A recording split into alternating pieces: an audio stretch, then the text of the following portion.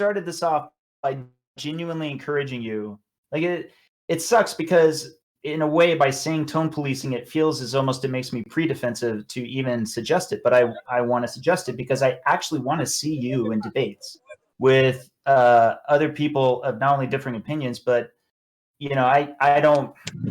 We're in a public forum, so I'm not going to call anybody out. But I do feel as if, and I'll bet you would agree with this because you've basically shown this within the vegan community. There are people who don't seem to just genuinely don't want to debate.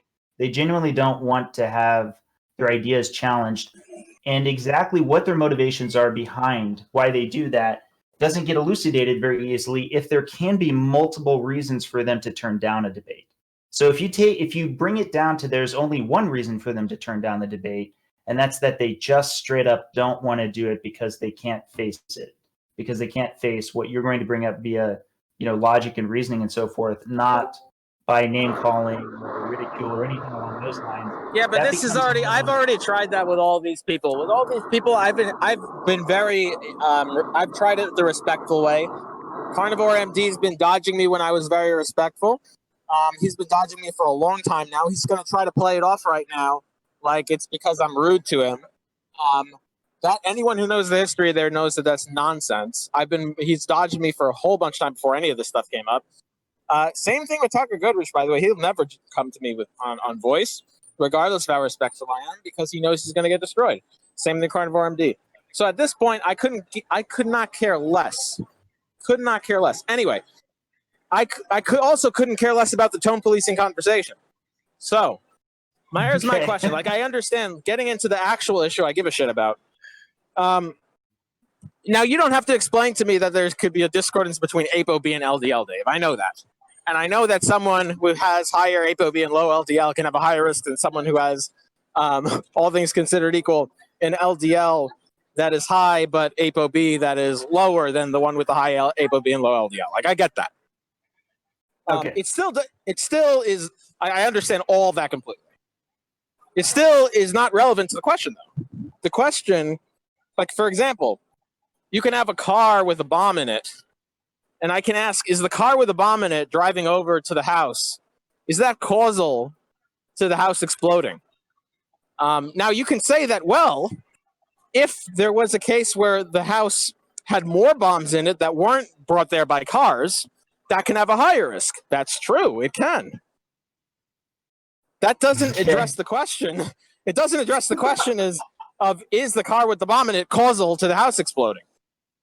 Now, in the case of LDL, like LDL has ApoB on it. Like, yeah, it's true that other things can have ApoB on it. It's completely true. Still doesn't answer the question. The question is... Yeah, I'll answer your question on the car bomb. Yeah. It absolutely is a participant in the exploding of the house. Let's assume there's no bombs in the house. And a car with a bomb in it comes to a house, and then the house explodes, and we go and investigate it. And sure enough, inside the house are bomb fragments from what we know is the parts of the bomb. So per your analogy, I totally agree. Yeah. Now, so the fact that the car didn't blow the house up itself, rather the bomb explains the house blowing up better, it doesn't change the fact that the question of does that whole system of car plus bomb, is that a causal factor to the house exploding? The coherent answer is still yes. It's not, I mean, it just is. The answer is yes. That, okay, yes, there may be more accurate ways of modeling it, sure. You could more accurately say, okay, well, let's take the car out of the equation. Really what it's all about is the bomb did get there. Not sure. But the coherent answer to the question is still yes. That system does play a causal role. Yeah, now, my question to you is, so my question to you is really simple. We don't disagree. Good, awesome. So my question is really simple. So in the context of someone so 2 questions. In the context of someone with triglycerides less than 100, HDL over 50, does LDL play a causal role? Do you have a belief in regards to LDL playing a causal role for cardiovascular disease? Okay, I think by the way that you're phrasing it, my answer to that question: do LDL particles are they participants in the process of atherosclerosis in that context, in low triglycerides and high HDL? The answer to that question is yes. Oh, okay. I didn't know that was not participants. They're causal. They're a causal factor. There's something that causes atherosclerosis. Okay. Then we're going to need to actually define exactly what you mean by causal. So like in the case of the bomb in the car, in the case of the bomb in the car, is it the bomb that blew up? That actually, that's really not a good analogy, because the problem with it is that we're going to keep coming back to whether or not the car driving over sets off the bomb, right? Is it a, maybe you want to use a missile? Are LDL particles like missiles? Let's say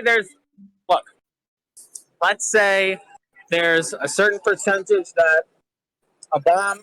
I mean, look, I don't want to get bogged down into analogies. Like, what about me asking you about causal do you not understand? I just want to know that. Like, what about my question wasn't clear to you? I don't think that there was anything that wasn't clear to me. Like, if you get atherosclerosis while having low triglycerides and high HDL, and you come to me and you say, hey, did this have anything to do with LDL particles? I would say, yes, it did. And if you said, does it have anything to do with the cholesterol that's in on board LDL particles? I would say, yes, it probably does. Yes. Okay, let me ask you this. Do you think that someone in the context of high HDL and low triglycerides, do you think in that context that someone will have a higher risk of atherosclerosis and cardiovascular disease if they have a higher LDL versus a lower LDL? All else considered, like everything, except of course, I don't want to say it will be considered, because let me put it to you this way. In that context, in the LMHR. Sorry. No worries. In the LMHR context, if you were to like snap your fingers and generate more LDL molecules in someone's blood, or sorry, not particles, not molecules. If you were to generate more LDL particles in someone's blood just by snapping your fingers, but their triglycerides would still be under 100, and their HDL would still be over 50. Do you think that would increase the risk of cardiovascular disease? Let me ask it that way. Okay. So this is a good question, because now what you're talking about the appearance of it that has nothing to do with metabolism. It has nothing to do with clearance. It's the magic wand analogy, as it were, right? Right. But am I correct? Mm-hmm. It'd be like, okay, I see what you're saying. Okay, let me ask it this way. Let's say you had a diet plan, right? What's wrong with that? Okay, what's fine. With that analogy? Because I see where this is going. Now you're going to say, well, okay, well, yes, but that may not translate to increased LDL through the diet. Is that where this is going?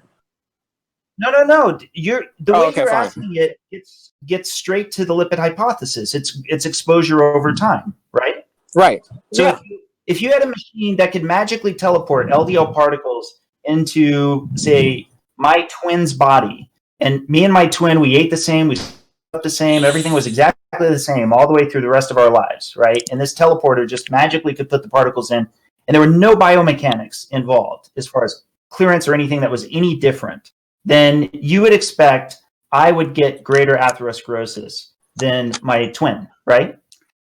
Sure. Yeah, I would. Okay, that I don't know, and that I would genuinely wonder. I don't feel that okay, has cool. So that's fine. Your answer is okay. Fine, cool. So you're agnostic. Now, here's my second question. Okay, if you had the same twin, and they both had triglycerides less than 100, HDL over 50, if you'd snap your fingers and cigarette smoke would appear in their lungs, do you have a belief that they would be at increased risk of atherosclerosis and or cardiovascular disease? If cigarette smoke appeared in their lungs, yes. Yeah, because it's introducing toxicity, right? We agree on that. Well, I don't know. Wait. I don't know. I mean, it's introducing toxicity, but that doesn't mean it increases the risk of cardiovascular disease or I mean, in some context, LDL can introduce toxicity. I don't know how you're defining the word toxicity. The question is, in this context, do you believe that introducing cigarette smoke would specifically increase I'm sorry. Can you hold, specific can disease? you hold just 1 second? Sorry, Abhi, can you hold just 1 second? 1 second. Yeah. Hello?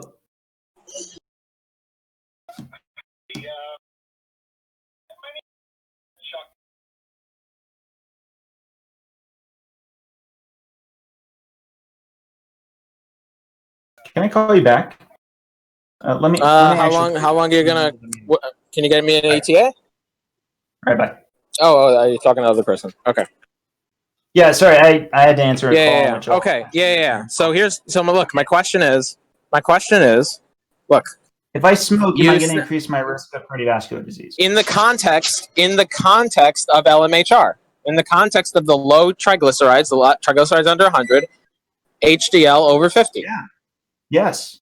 Yes. Okay, so you say yes in terms of one. Okay, hold on. So you said yes in the one context. You've said yes to that question. You've said I don't know to the other question. So my question to you is, why do you have no belief in one answer for one question? Why do you have no belief in the other case? You do have a belief. What's the symmetry breaker between the smoking and in the LMHR context and LDL in the LMHR context, for which you believe that smoking is causal and you're not sure if LDL is causal in that context? What's the difference between the two?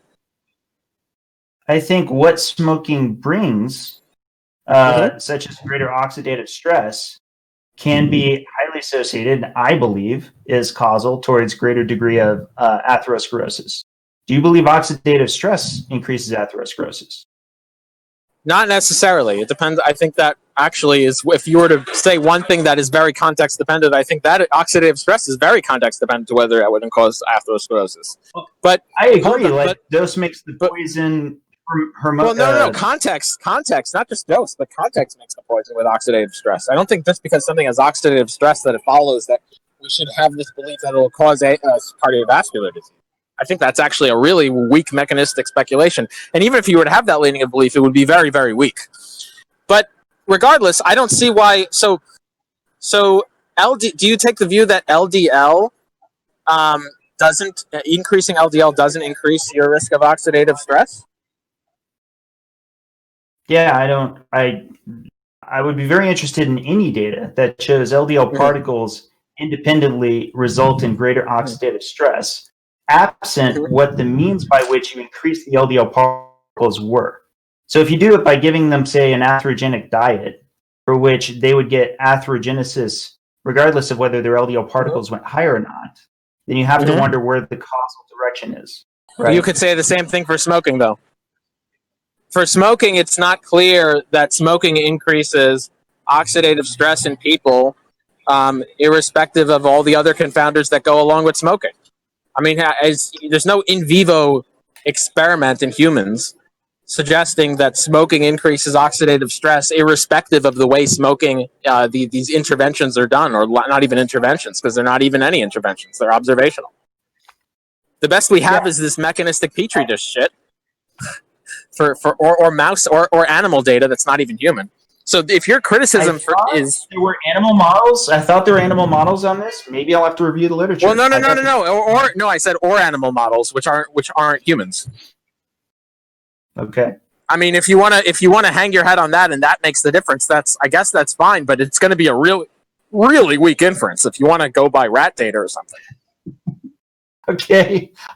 I mean, that's going to be. Animal models have the limits of what animal models have. You were asking me what I believe. Okay, wait. Okay, so now I'll ask you. Okay, so do you have a strong? Okay, so I'll ask it this way. So you're saying, okay, so in one case, smoking increases oxidative stress as demonstrated by animal models. Oxidative stress increases risk of CVD. That's all very, very tenuous, by the way. That's not. I don't even think that's accepted. I think oxidative stress and inflammation. It's incredibly heterogeneous and even in things like inflammation. There's a whole bunch of different anti-inflammatories that have been tried for CBD. Whole bunch of antioxidants that have been tried for CBD. And it really hasn't panned out, by the way. It just hasn't. This idea that oxidative stress increases atherosclerosis and CVD. I just need data. Then I need you to, if you're going to hinge a symmetry breaker on that, I need you to show me the data that oxidative stress increases the risk of CVD. Okay, I'm interested if I'm wrong in that assumption, and at some point I'll look into where either animal models or, if better yet, people that we can actually observe other means of increase of oxidative stress to extraordinary degrees would result in increased extraordinary degrees. I don't know what you mean. Okay, so here's the question now. If you're going to say that, okay, so here's what, like, based on your symmetry breaker, here's all the...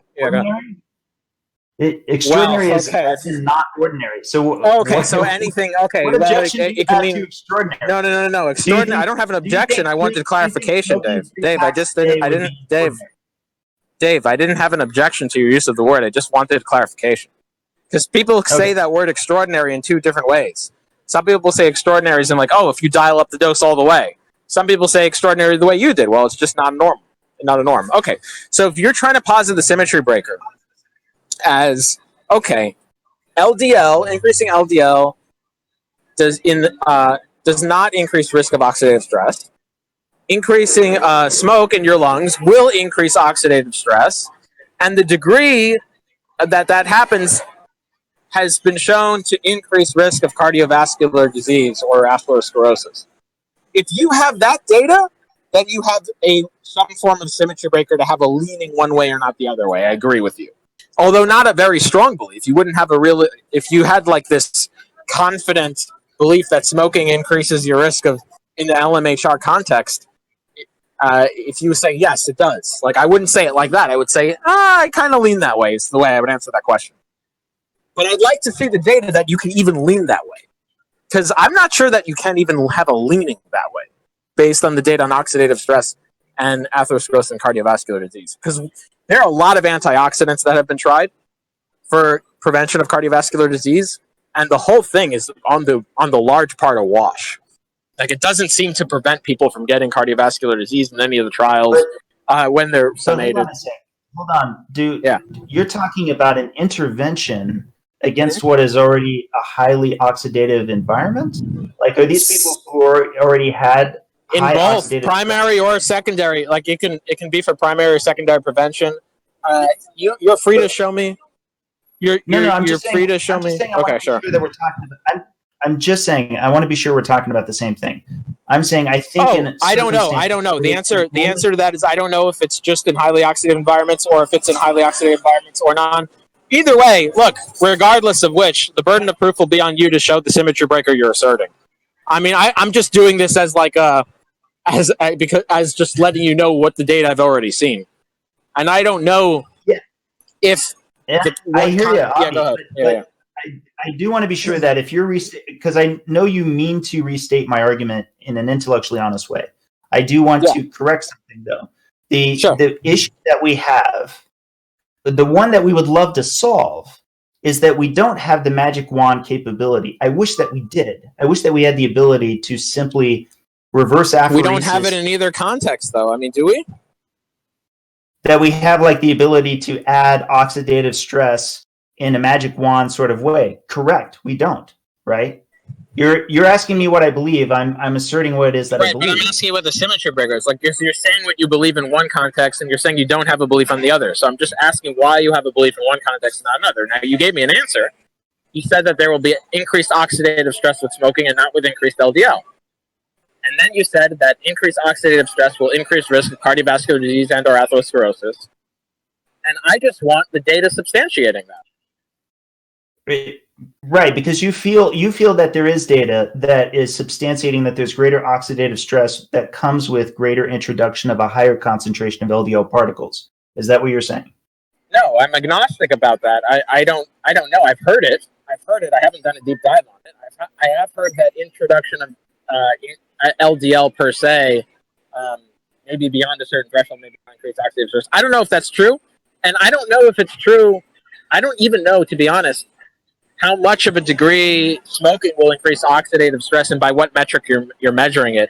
And I don't know that degree by what metric you're measuring it will translate into cardiovascular disease or atherosclerosis. I think a lot of times oxidative stress is a buzzword that gets thrown around, and a lot of people in the nutrition sphere throw around the term oxidative stress, like they know what they're talking about. But when you actually get into it, very, very few times do they actually know what the fuck they're talking about. So, I, by the way, agree with you. I agree with you on that. I myself had only heard of oxidative stress as it relates to smoking from doctors before this point in time. I hadn't actually looked into it that deeply, which is, again, what I want to concede up front. You had brought up smoking as one analogy, and I wanted to bring up why it is that I think that might be relevant in this context. But that's not me saying, and this is also my wheelhouse. Smoking is also something I'm an expert in. It's definitely not, right? So then what I would say, go ahead. Go finish. So we should bring this back to LDL. And what I think will be very meaningful to you in helping to kind of understand where I'm coming from, and therefore, of course, being able to attack my position on it, which is LDL is an acute phase reactant. It can, in fact, like many other proteins, rise in the course of a circumstance like an inflammatory response. So what I'm very interested in is in being able to disentangle how much LDL levels rise as part of an existing problem that is, in fact, really more related to the cause of the actual atherosclerosis than the LDL particles themselves. I understand this, Dave, but this themselves are participants in the atherosclerosis, because that's very key. I get that. That's why the magic wand analogy. That's why the magic wand analogy is a good analogy, because then we're saying, hey, we're taking out whatever could have been the original cause for the inflammatory response in the first place and just straight introducing it, which is why diet-induced higher levels of LDL I understand all of that. But ultimately, regardless of all of that, whether you take that view or not, it still remains to be the case that there's a symmetry breaker that needs to be accounted for, presumably, if you have different beliefs. And if you can't find a symmetry breaker, then I would encourage you to not have different beliefs about the question. Because I don't see how you feel that this is different beliefs. Explain to me where. So there's different. Sure. I can. So I asked you the question in the LMHR context: does smoking increase risk of cardiovascular disease? And you said that you have the belief that it does. And then I asked you, in the LMHR context, does increasing your LDL with the magic wand increase your risk of cardiovascular disease? And then you told me that you didn't have the belief that it does. You have no belief either way. I have to correct you on this. You didn't say in the LMHR context. You were just talking about LDL particles outside the LMHR context, and then you added in the addition of the HDL and the triglycerides. But I hadn't actually answered that question yet. I'd be happy to answer that. Wait. What question? Hold on, because I asked you. So let me just ask you right now. Look, I said, okay, so let's do it like this. Let's just be really clear. I think I know the question that you would like to ask me. I think the question you would like to ask me is there something special about having low triglycerides and high HDL that gives you greater cardiovascular benefit or lower risk? No, I would not like to ask you that question. The question I would like to ask you trying to help you out is in the context of triglycerides under 100, and in the context of HDL over 50, do you believe that increasing that person's LDL will increase their risk of atherosclerosis and or cardiovascular disease? Yes or no? Or you don't know? Or you have no belief? Okay, via the magic wand scenario? Mm-hmm. Yeah. Okay, then no, I don't know, but I would be leaning against no, that it doesn't. Oh, you would be leaning against or toward no, that it doesn't? I'd be leaning against that it increases cardiovascular disease risk. Okay. Again, within reasonable metrics. So sure, if getting back to the extraordinary aspect, let's say that you change LDLP to 200,000, well then yeah, I believe it'll increase risk across everything, right? What I think you're wanting to say is if you were to change the LDL particle count from, let's say, 1,000 to 3,000 nanomoles, do I think that independently in and of itself will likely result in it? No, that's where my term cautiously optimistic comes from. Cool. Now, my second question is, in the context of triglycerides under 100 and HDL over 50, do you have the belief that introducing an extraordinary, and by extraordinary I just mean out of the ordinary, amount of smoke in a person's lungs over time will increase their risk of atherosclerosis and or cardiovascular disease? Now, when you say introduce, like they're smoking or they're not smoking, can you be more specific? Like, do you mean cigarette smoke? Let's do it like you this. mean cigarette smoke? Right? Yeah, cigarette smoke. Can we say like 3 packs a day's worth of cigarette smoke? Oh no, I mean we don't even have to go there. We can do a couple of cigarettes a day. I believe there's clear data that the answer is yes for that as well. But I'm asking you. I don't know about a couple cigarettes a day. I think I would go with you would have a belief. Wait, hold on, Dave. I just want to answer the question. 1 second. So if I said 3 cigarettes a day, do you not have a belief of whether that will increase someone's risk of cardiovascular disease and or atherosclerosis? I don't know enough to have an opinion on 3 cigarettes a day. I do know enough to have an opinion on 3 packs of cigarettes a day. Or at least I feel like I do. Again, this isn't my normal wheelhouse. But would I speculate that somebody... You have a belief. Yeah, I mean, you have a belief in one case. But I would believe that somebody smoking 3 packs a day will have an increased risk of cardiovascular disease due to what results from smoking. Wait, hold on. Okay, gotcha. Thanks. Okay, in the context of 3 cigarettes a day, do you lean against it causing cardiovascular disease? I genuinely don't know. 3 cigarettes a day may not even... I don't know. It may not even activate hormesis in a beneficial way if that was possible. I have no idea. I don't know about 3 cigarettes. Okay, so you don't know. You're completely agnostic in one context, and you're leaning against it in another context. So that is a different belief, by the way. So you do have different beliefs in 2 different contexts. You're saying my not being able to quantify 3 cigarettes a day, given the existing research that I don't think you're even able to do it. I don't think you're even able to do it for 3 packs. I don't think you're able to do it for 3 packs either. Technically, they're different doxastic states, not different beliefs. If one of them. Sorry, different doxastic states. I'm making all these new errors. Okay, yeah, you have a different doxastic state, and I can ask the question. I don't know what doxastic state means. Isaac is the. I just take doxastic. You have a certain attitude towards something, like a belief-related attitude towards something. What do you take it to be, Isaac? It's like attitudes about truth or falsity, but it's broader than agnosticism in that it includes the absence of belief. Attitudes about truth. Okay, so if you have a doxastic view on something, you have an attitude about the truth. I misspoke. It's broader than belief in that it includes agnosticism. So, like belief, you're just gonna have. I see what you're saying. Like that's true or false. If you say doxastic states, then you can include agnosticism, which isn't a belief. Gotcha. Okay, so if you have a doxastic state, you have a belief, which includes agnosticism. So it could be agnostic. You sound far away, Avi. You kind of seem to keep going far away and back again. Go ahead. Am I good now? Okay. Yeah. So if you're agnostic, so doxastic state, you can be agnostic about something. It includes the disjunction of agnostic, lean towards, lean against, believe, disbelieve. Like it subsumes all of those things. And it includes credence functions, so it's like way more robust. Yeah. Okay. So I can. I'm gonna bring it back. No, we're gonna bring it back. I can ask you about the 3-pack. So the 3-pack, you clearly have some sort of leaning toward it causing CVD, which you do. Yeah, I'm gonna say one more time that I believe what results from smoking 3 packs a day will increase the risk that you develop atherosclerosis. Yes. Okay, cool. And what results from waving the wand and increasing the LDL does not. In that context, in the triglyceride, that's your leaning. Again, yes, leaning, yes. Leaning. I don't know. This is why we're doing the study. Right. But here's the thing, Dave. So here's the question. So can I ask you something, Avi? So you've asked me questions. I want to ask you one question.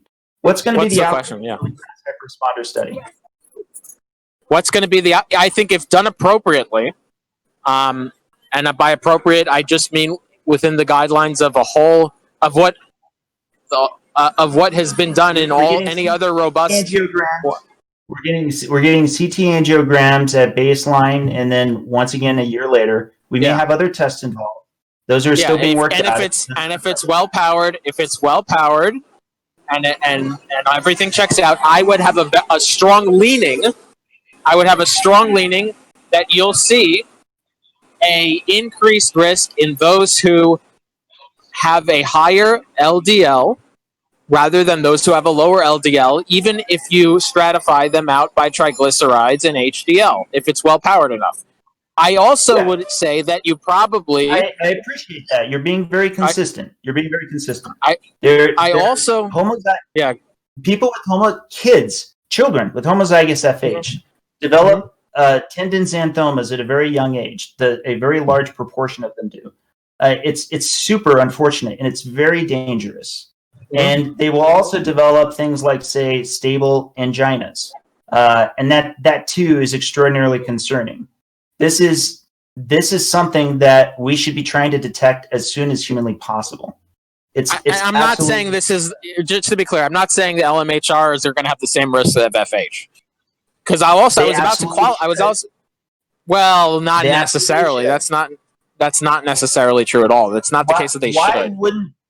Why wouldn't because they? That fits the existing lipid hypothesis. Yeah, they may not, because the genes themselves can have certain pleiotropic effects, and I'd have to look into that. It could be that there's some amount of pleiotropic. You're saying existing genes that are being used right now in the MR studies could have pleiotropic effects associated. Oh, wait. Then I may have misunderstood. I thought you were just talking about a prospective cohort. Are you not talking about a prospective cohort? What do you mean? What about our study, or are you talking about just studies in general? I may just not be familiar with your study then. What's your study? We're going to be getting CT angio scans at the beginning, and then we're going to also get it 1 year later. And in an existing FH cohort with likewise levels of LDL, you would absolutely see a change in the geography of the and actually, you've been very much in this literature lately. I'm sure you would likely agree, especially where there's any detected plaque at the baseline. You would absolutely expect a change in the morphology, right? Hold on. So you're getting CTAs, and I just want to understand the methodology. You're getting CTAs at baseline and follow-up at the LMHRs, and you're getting CTAs at baseline and follow-up of people who have familial hypercholesterolemia. No, we already have access to that. Oh, you're just going to compare it. So do you have like a comparator group? Do you have a comparator group that includes like people who have the low triglycerides, high HDL, and normal LDL? Or are you just going to take LMHRs and just compare them to FH people that have already been done? We're going to be comparing them to potentially lots of groups. FH is definitely one of them because they're going to be the closest comparison when looking at LDL alone. Okay, so if that's the question, if your question is with respect to that, my answer is I actually lean that the homozygous FH people are probably going to have a higher risk than the LMHR people. And the reason for that is there are factors that are independent of LDL. I have the suspicion there are factors that are independent of LDL that may have a role to play to increase their risk. For example, the reason they have high LDL, so that answers your question. Now, if you're asking me with respect to normal individuals, I'm going to answer, and by normal I mean individuals, everything else equal except that they have the lower LDL instead of higher LDL, even though they also have the low triglycerides and high HDL. I'm going to say that that my strong leaning is that the LMHRs are going to have an increased risk at atherosclerosis progression rather than those who have normal LDL. That's my answer to your question. Now, can I go back? Do you have other questions for me, or is there any other? Yeah, actually, if you don't mind, I'm going to ask one more question. How much? Sure. Like, do you think it'll be a 10% increase, a 25% increase, or do you think it'll be closer to, like, say, less than 5%? What's the duration of the study? It's 1 year. Oh, 1 year. Yeah, let me emphasize something. It's not just 1 year, but it's 1 year with a cohort that's going to have at least an LDL of, say, 250 or higher average is my guess. I can't say I know for sure until we've done our recruitment. So they'll be at least comfortably in heterozygous FH on their way to homozygous. Actually, I think that's about a halfway point in between. So what's the average age? What's the average LDL for your? Do you know what? You haven't done it yet, but do you, until we recruit, we don't know. Okay, so what I can do is I can look at the plaque progression estimates per LDL exposure time, and I can give you my precise estimate. It'll probably if your follow-up time is only 1 year, you may only see like maybe a 1% difference in atheroma volume. You may not actually see impressive results then. I'm actually genuinely interested in your analogy, or sorry, your analysis of this. Because I would like to get what your best guess is, but I do want your honest guess. I don't want you to set expectations. I want it to be what you think it might be. Well, that's what I've been giving you. No, I know. I've been giving you. Yeah. I mean, because I think if you're going to run a study for 1 year, its plaque progresses slowly is the thing. Its natural course takes time. In fact, one of the reasons it's dose to spawn. It's the existing. No, it is. It is. I understand. Dave. You don't have to explain it to me. I understand. Even in people who have high, like, yes, you may have a dose. Of course, you do have a dose times time, and you may be able to multiply that slowness, and you may be able to get 2% rather than 3%. I don't know if it multiplies linearly or not. I don't know. Wait, hold on. 2017 EAS study has homozygous FH in it as its far end to help establish that dose response, right? So that's what I'm saying. Referring to specifically, but the EAS. Sorry, go ahead. Regardless, what I'm trying to tell you is everything I've seen, every trial I've seen, following people with medium, low, high LDL, and seeing how quickly their plaques progress and how much they progress. I haven't seen responses like 10, really impressive regression responses. It usually takes time. In fact, one of the reasons the latest trial that's published, the Evaporate trial, has been criticized because the results looked so quick. It was remarkable. So what I can do on your question is I can review progression times. I can review progression times and try to see if I can get it as a function of LDL dot time, and I can get back with a more precise answer. But if you're asking me my honest thought right now, what the difference would be, I'd probably say about 1% in terms of mean plaque volume. I don't think that's what you'll find when you do a review of the literature. And granted, I'm nowhere near your level on the review, but of what I have learned about existing FH, it shows to be quite much more substantial. Oh, the reason just to be clear, wait. Just to be clear, I'm asking the question in terms of comparing the LMHRs to LMHRs minus the LDL, minus the high LDL. I'm saying if you compare LMHRs for 1 year compared to LMHRs minus the LDL, so they're not LMHRs, they're just normal people with low triglycerides, high HDL, low LDL. I expect the mean difference in plaque progression to be about 1%. That's my feel for it right now without doing an analysis. Okay. So with that said, Avi, you would agree that the LMHRs, when compared to that cohort, are at risk, but their risk is just 1%. Like right now, that would be your opinion in 1 year. For a follow-up of 1 year only, yes. My view right now, yeah. So they're going to be at risk, yeah. But not as there still can be very well below the average. Because quite certainly a lot of people believe it's substantially more than that when compared to a likewise cohort. That the difference is going to be very large, and it's because LDL is considered to be independent and strongly associated with cardiovascular disease much, much, much more than HDL and triglycerides. And I think that you're different because I think you and I have already gone over the literature quite a bit privately. But I think that now, a lot of people I meant, are very big mitigating factors. No, I agree with you. People have different intuitions. I do agree that LDL is an independent risk factor. I do think it strongly correlates. And by correlation, I just mean the strength of the correlation. I'm not saying the magnitude of effect. But yes, no. If you were to... I also don't think HDL is even causal. I think it's just a correlate. I don't think it's a causal correlate. But anyway, regardless of all of that, no, I do think I agree with that. I agree with that. It's one of the frustrating things is that it's so hard for me to get across to people that I'm interested in how much these lipid values are the result of something as opposed to the driver of something. I understand, but I do want to stress that people should not expect LMHRs to be at this massively increased risk like familial homozygous would be compared to normal people. I think they will be at an increased risk of cardiovascular disease, all things considered equal. I absolutely do. I don't think the magnitude is as great that people make it out to, but there's no question in my belief system that I do have the belief that they will be at an increased risk because of their increased LDL.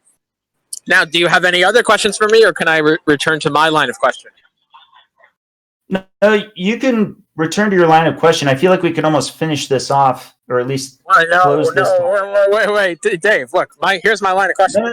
No. I'm not trying to close the whole debate. I was saying close down that topic. Oh, okay. Close down this. Yeah. Okay. So we ended off with the dikes. Okay. So going back to my line of questioning, you have different doxastic states, and we can even go to 3 packs of cigarettes.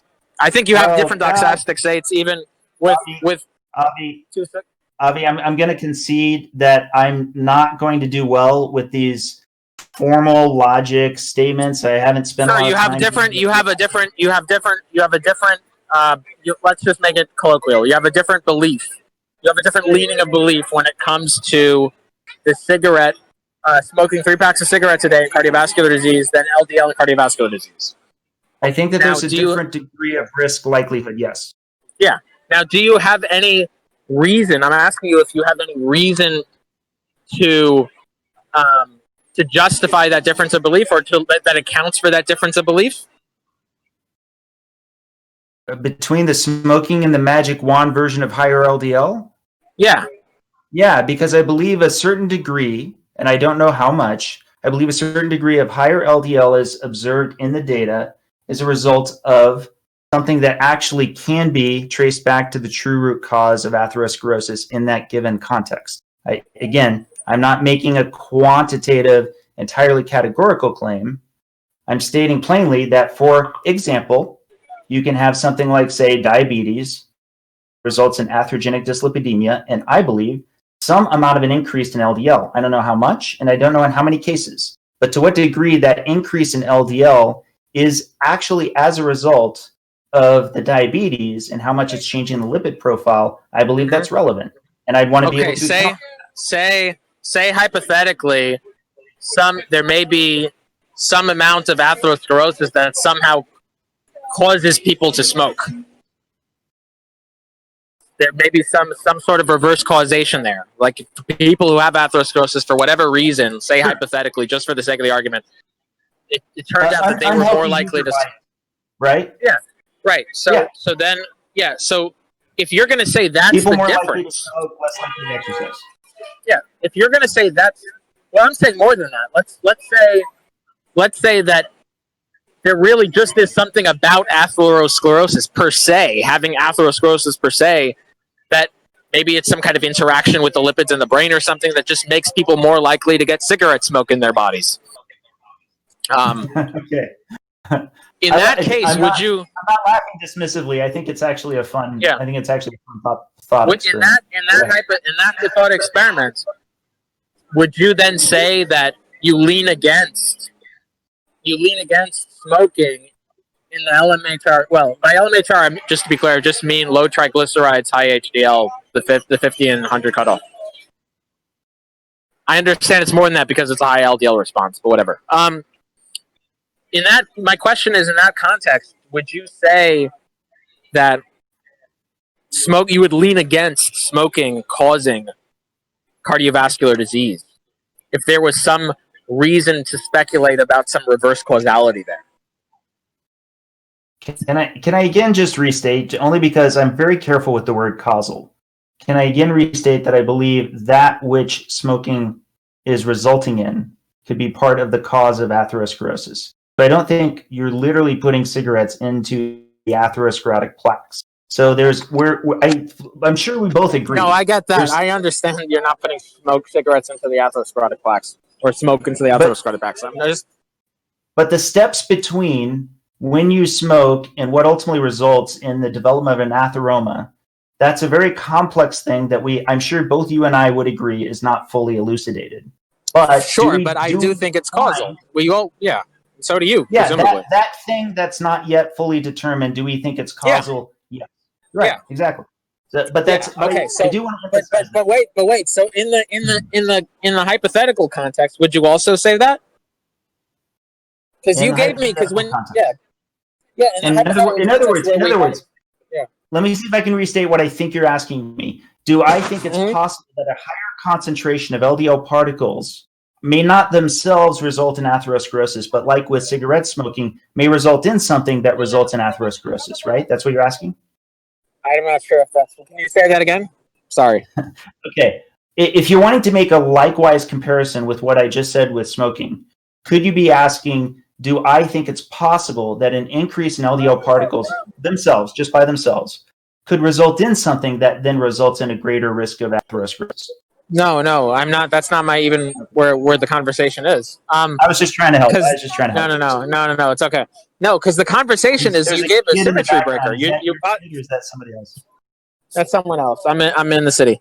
Because you offered a symmetry breaker, right?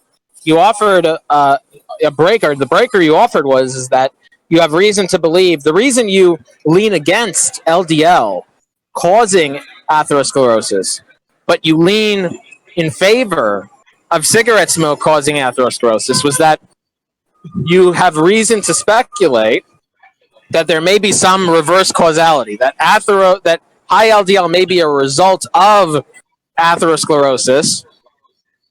Can I correct you? And now sure. Because we didn't get into the why. The why is, I believe that the reason lean mass hyperresponders have higher LDL is because they're trafficking more VLDL for distribution of of triglycerides. Yeah, no, I understand. I know the energy model, right? Yeah. Okay, good. So this is kind of important. No, I understand why. But that doesn't address the question. Dave, do you understand why he's asking you this? Do you understand what he's getting at with this line of questioning? Isaac, if you don't mind, I'd just like to just finish this because we're talking two categories. I think to be totally fair, I think that you aren't understanding why he's asking you this. Do you understand why he's asking you this line of questioning? Go ahead, Isaac. It's yeah. I mean, I'm not trying to be rude or anything. I think that it's like you guys are talking past each other. I'm sure everyone in here has observed it. It's been happening repeatedly on this question. What he's trying to do is he's trying to understand if your epistemic standard is consistent, if the way that you're forming beliefs about things is consistent, logically consistent. He's giving you two situations where you're making a different evaluation under the same circumstances, and he's asking you what accounts for it, right? That's what he's trying to figure out. It's like if you say that there's 2 days, right? And you wear brown shoes on one, and you wear green shoes on the other. And he wants to know, well, why are you opting in this one context to wear brown shoes, right? If you say in response to that, well, it's a Monday, but it turns out that you examined both days and they're both Mondays, yet on the other one you're wearing green shoes. Well, it's not the fact that it's Monday that accounts for why you're wearing the one shoes, or the brown shoes in the one case and the green shoes in the other, right? So what he's trying to get you to do is lay out some consistent feature by which we're able to tell which belief, whether you'll form the belief or have the leaning or not. Do you understand what I mean? Surely, Avi, that's what you're doing.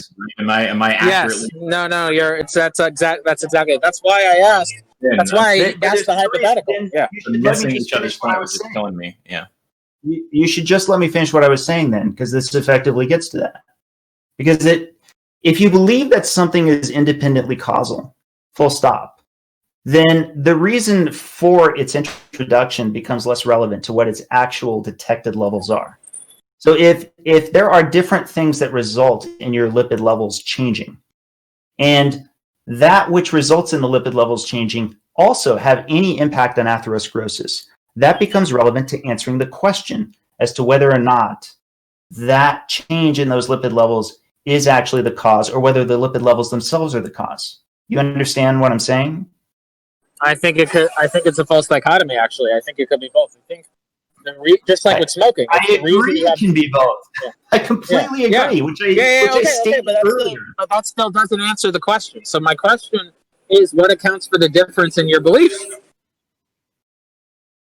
What accounts for my difference in belief of what? Well, in the context of smoking in an LMHR context, you told me that you had the leaning of belief that it will increase their risk of CVD or atherosclerosis, and in the context of LDL in the LMHR, and by LMHR I just mean low triglycerides under 100, HDL over 50, that you lean against it. You clearly have a difference in belief. My question to you is, why do you lean one way in one context and the other way in the other context? Okay, well then this was already gone over. I was speculating on oxidative stress. You feel differently. Mm-hmm. You feel that it's not oxidative. Okay, yeah. Wait, then that's fine. That's cool. But no, that's fine. I just want to know if you could substantiate that that's an actual thing we could speculate over. Like, do you have any data that tells us? Do you have any data like? Again, I'm not. Again, smoking's not my wheelhouse. This is speculation. I'm happy to look after we've had this discussion. But to answer the key question that both you and Isaac brought up, that I think is fair to totally unpack, I think that there is a dose makes the poison aspect to oxidative stress. I think that wasn't the. Sorry. Look, the key question is you just answered it. You just answered the key question. You answered the key question. That was the key question. Okay, right. Oxidative stress. Now, I just want to know if. Yeah. So, but you're saying the difference. I don't want to get cornered into saying, okay, Dave is saying smoking causes oxidative stress. Oxidative stress is the only thing that results.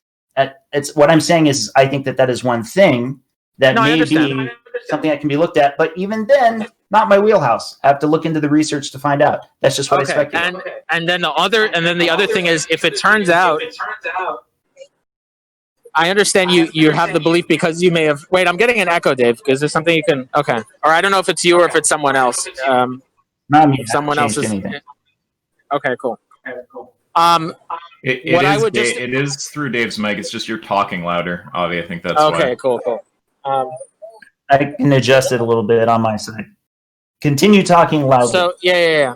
So what I would say is that if you have a symmetry breaker that you can't substantiate, actually is a symmetry breaker.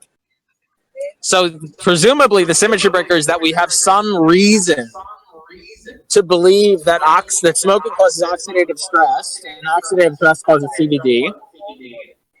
And we don't have some reason to believe LDL causes oxidative stress. That would be a symmetry breaker, I agree. But we would need some reason to believe that symmetry breaker is actually there. Now, I just want to know if you have any reason to believe that symmetry breaker is actually there. So do you have any reason to believe that smoking causes oxidative stress, and the degree of oxidative stress that smoking causes actually does cause atherosclerosis or CVD? I don't know how many times I can repeat this. It's a speculative answer based on an analogy you brought up earlier. I myself don't know until I go and look into the research based on my very surface level area of understanding on smoking. I thought that there was an increase in oxidative stress. Could be wrong about that. I'll look to see what the research already shows, and particularly in let's say animal models for which they have exposure, and see if in fact there is this dose response exposure over time, for which if there's just higher levels of smoke, you end up with higher levels of oxidative stress, and that whether or not that oxidative stress correlates with cardiovascular disease, and for that matter, whether or not higher oxidative stress correlates with cardiovascular disease outside of smoking. In which case, I would consider it to be at a dose level, particularly at a high dose level, to be something that would be concerning. Cool. But in the meantime, since you don't have a reason, it seems like you don't have a reason to believe the symmetry breaker you're asserting is actually there. And you're saying that you'll look to see if there is a reason. What do you mean I don't have a reason? Like I've explained what my reason is. You've said you're speculating it, but you've offered no reason to believe it's there. You're saying that in one context this is there, in another context it's not there. And then when asked to provide a reason for why there's a difference in what's there and what's not there, you've just said that you're speculating and you don't know. Okay, now you just lost me. Let me All right, cool. I can definitely help with that. Just picture the shoe analogy again, right? You wear brown shoes on one day. It really is going to clear it up though, Dave. Like you wear brown shoes on one day, you wear green shoes on the other day. And then Avi asks, well, what accounts for why you wear brown and green shoes? What's the difference? What is it that's true of the day you wear green shoes, that if it were true of the day you wear brown shoes, you'd be wearing green shoes instead? And you say, oh, well, I mean, I don't really know, but it's probably the fact that it's a Monday. So then Avi says, okay, well, I mean, that could totally be the difference. So, do you have any evidence that it was, in fact, a Monday when you were wearing green shoes? And you're like, well, I'd have to go do my research and see if there's any reason to believe it. It's like, wait, but if that's your answer, then you shouldn't be putting forward that the fact that it's Monday is why you were wearing green shoes. You should just say, I honestly don't know. Maybe I just shouldn't have the belief one way or the other about why I was wearing the shoes. Maybe I shouldn't have it ignorant. Yeah. Thank you for clearing that up. That's exactly the point. It's nail on the head. Okay. Could you restate what it is that you and I disagree on? Because I'm honestly now more lost than I was when we started. Maybe this will be easier. I think oxidative stress as it goes up will increase the likelihood of cardiovascular disease pretty much outside of any context. I think that you could be a good exerciser and have all the right nutrients and so on and so forth. You're going to see a high rate of cardiovascular disease with a high level of at least an extraordinary and at high level. Let's say that you're at the 99th percentile for detected oxidative stress given a certain assay. Then I think that you're probably going to have a likewise high level of cardiovascular disease. Now, lean mass hyperresponders, they're going to definitely be in the 99th percentile for the population, right? So they should be at a high risk for cardiovascular disease. And if they're not at a high risk for cardiovascular disease, then the question becomes, what's different? And we want to understand that. I think we all do, right? And if what you're ultimately asserting is that, hey, wait a sec, if you look at people who have low triglycerides and high HDL, but who have low LDL cholesterol, are they generally speaking going to end up with lower resulting atherosclerosis? This is already something I've talked about many, many times before. And again, if what you're trying to say is, I want to die, I want the likelihood of my dying of cardiovascular disease to be as low as possible, then yes, you should try to get your LDL as low as you possibly can. You will die of something that's not cardiovascular disease. None of this is answering the issue. None of this is the issue, Dave. I don't see the relevance. Why would people with a high LDL have a low risk of cardiovascular disease? Is my question to you. Why would people at the 99th because LDL is not the only. Because LDL, I'll answer that, although it's irrelevant to what I'm getting at. The reason is because LDL is not the only risk factor, and it's not the only interplay to cardiovascular disease. There are other things that you can optimize, and you can mitigate the risk through other means. Now, all things considered, if they got their LDL down too, they would be at even less risk, is what I believe. But so I don't believe that LDL is literally populations. If there are other things that are more relevant to risk, why not look at populations that take everything? I don't know. Wait. I don't know if there. I don't know. I don't know if there are other things that are more relevant. I just don't know if there could be other things that are relevant, but I don't know if any individual factor is more relevant or less relevant. I don't know how to quantify that. But I mean, I do know how to quantify that. But you agree it's important. You agree it's important. Of course, there are other. Of course, there are other factors. Of course, Dave. I'm not going to disagree with that. Okay, Look, maybe other factors. Yeah. Why would we Wait, look? why would we look what? only at LDL and allow for that to stratify to get, or allow for everybody to be brought together without the But stratification? this Why is would we all do that? just like Dude, Dave. but He's, yeah, he's like- he's so politely answered all of your questions, right? But every time he pushes you into this corner, you start trying to take the line of questioning. You should let him complete his line of questioning. He's going down two tracks. Okay, either it's you give the symmetry breaker, or you just admit you don't have one, and then either take the same attitude in both cases, or admit to epistemic inconsistency. That's what he wants from you, and you keep trying to get away from it. Right. No, it's true, Dave. I'm not trying to be rude, but this is the heart of the issue. The heart of the issue is not any of these things. I'm happy to answer these questions, and I think you'll find that I have answers that are pretty satisfactory to you. In fact, so far, it seems like they have been. But the heart of the issue is not any of that. The heart of the issue is just, I think your epistemic way of evaluating and forming beliefs is inconsistent. You asked me in the beginning of this discussion on Twitter, what exactly is logically inconsistent? And now this is the heart of the issue. I think you have an epistemic method of evaluating and forming beliefs that are not consistent. And the specific inconsistency I'm pushing you on is your belief with respect to smoke and CBD, cigarette smoke and CBD, and you believe it's something LDL and CBD. Now, you said it is consistent because there's a symmetry breaker. The symmetry breaker is oxidative stress. I've never said anything about symmetry breaker. Just say in layman's terms what is exactly inconsistent about it. Yeah, you have a belief that in one context, that LDL, you lean toward it not causing CBD. In the same context, cigarette smoke. Your mic is fucked, dude. You need to get closer to your mic. Yeah. Can you hear me? Can you hear me now? Dave's just being too polite to you. You need to just yell at Avi to get near your fucking microphone. Yeah. Can you hear me now? I can hear you now. Hug that mic. Okay. So the inconsistency is that in one context, you say that you believe you lean towards LDL not causing CVD, and in the other context, in the same context with smoking, you lean toward it causing CVD. So in one context, for the LMHR context, you lean toward LDL not causing CVD. For the LMHR context, you lean toward smoking causing CVD.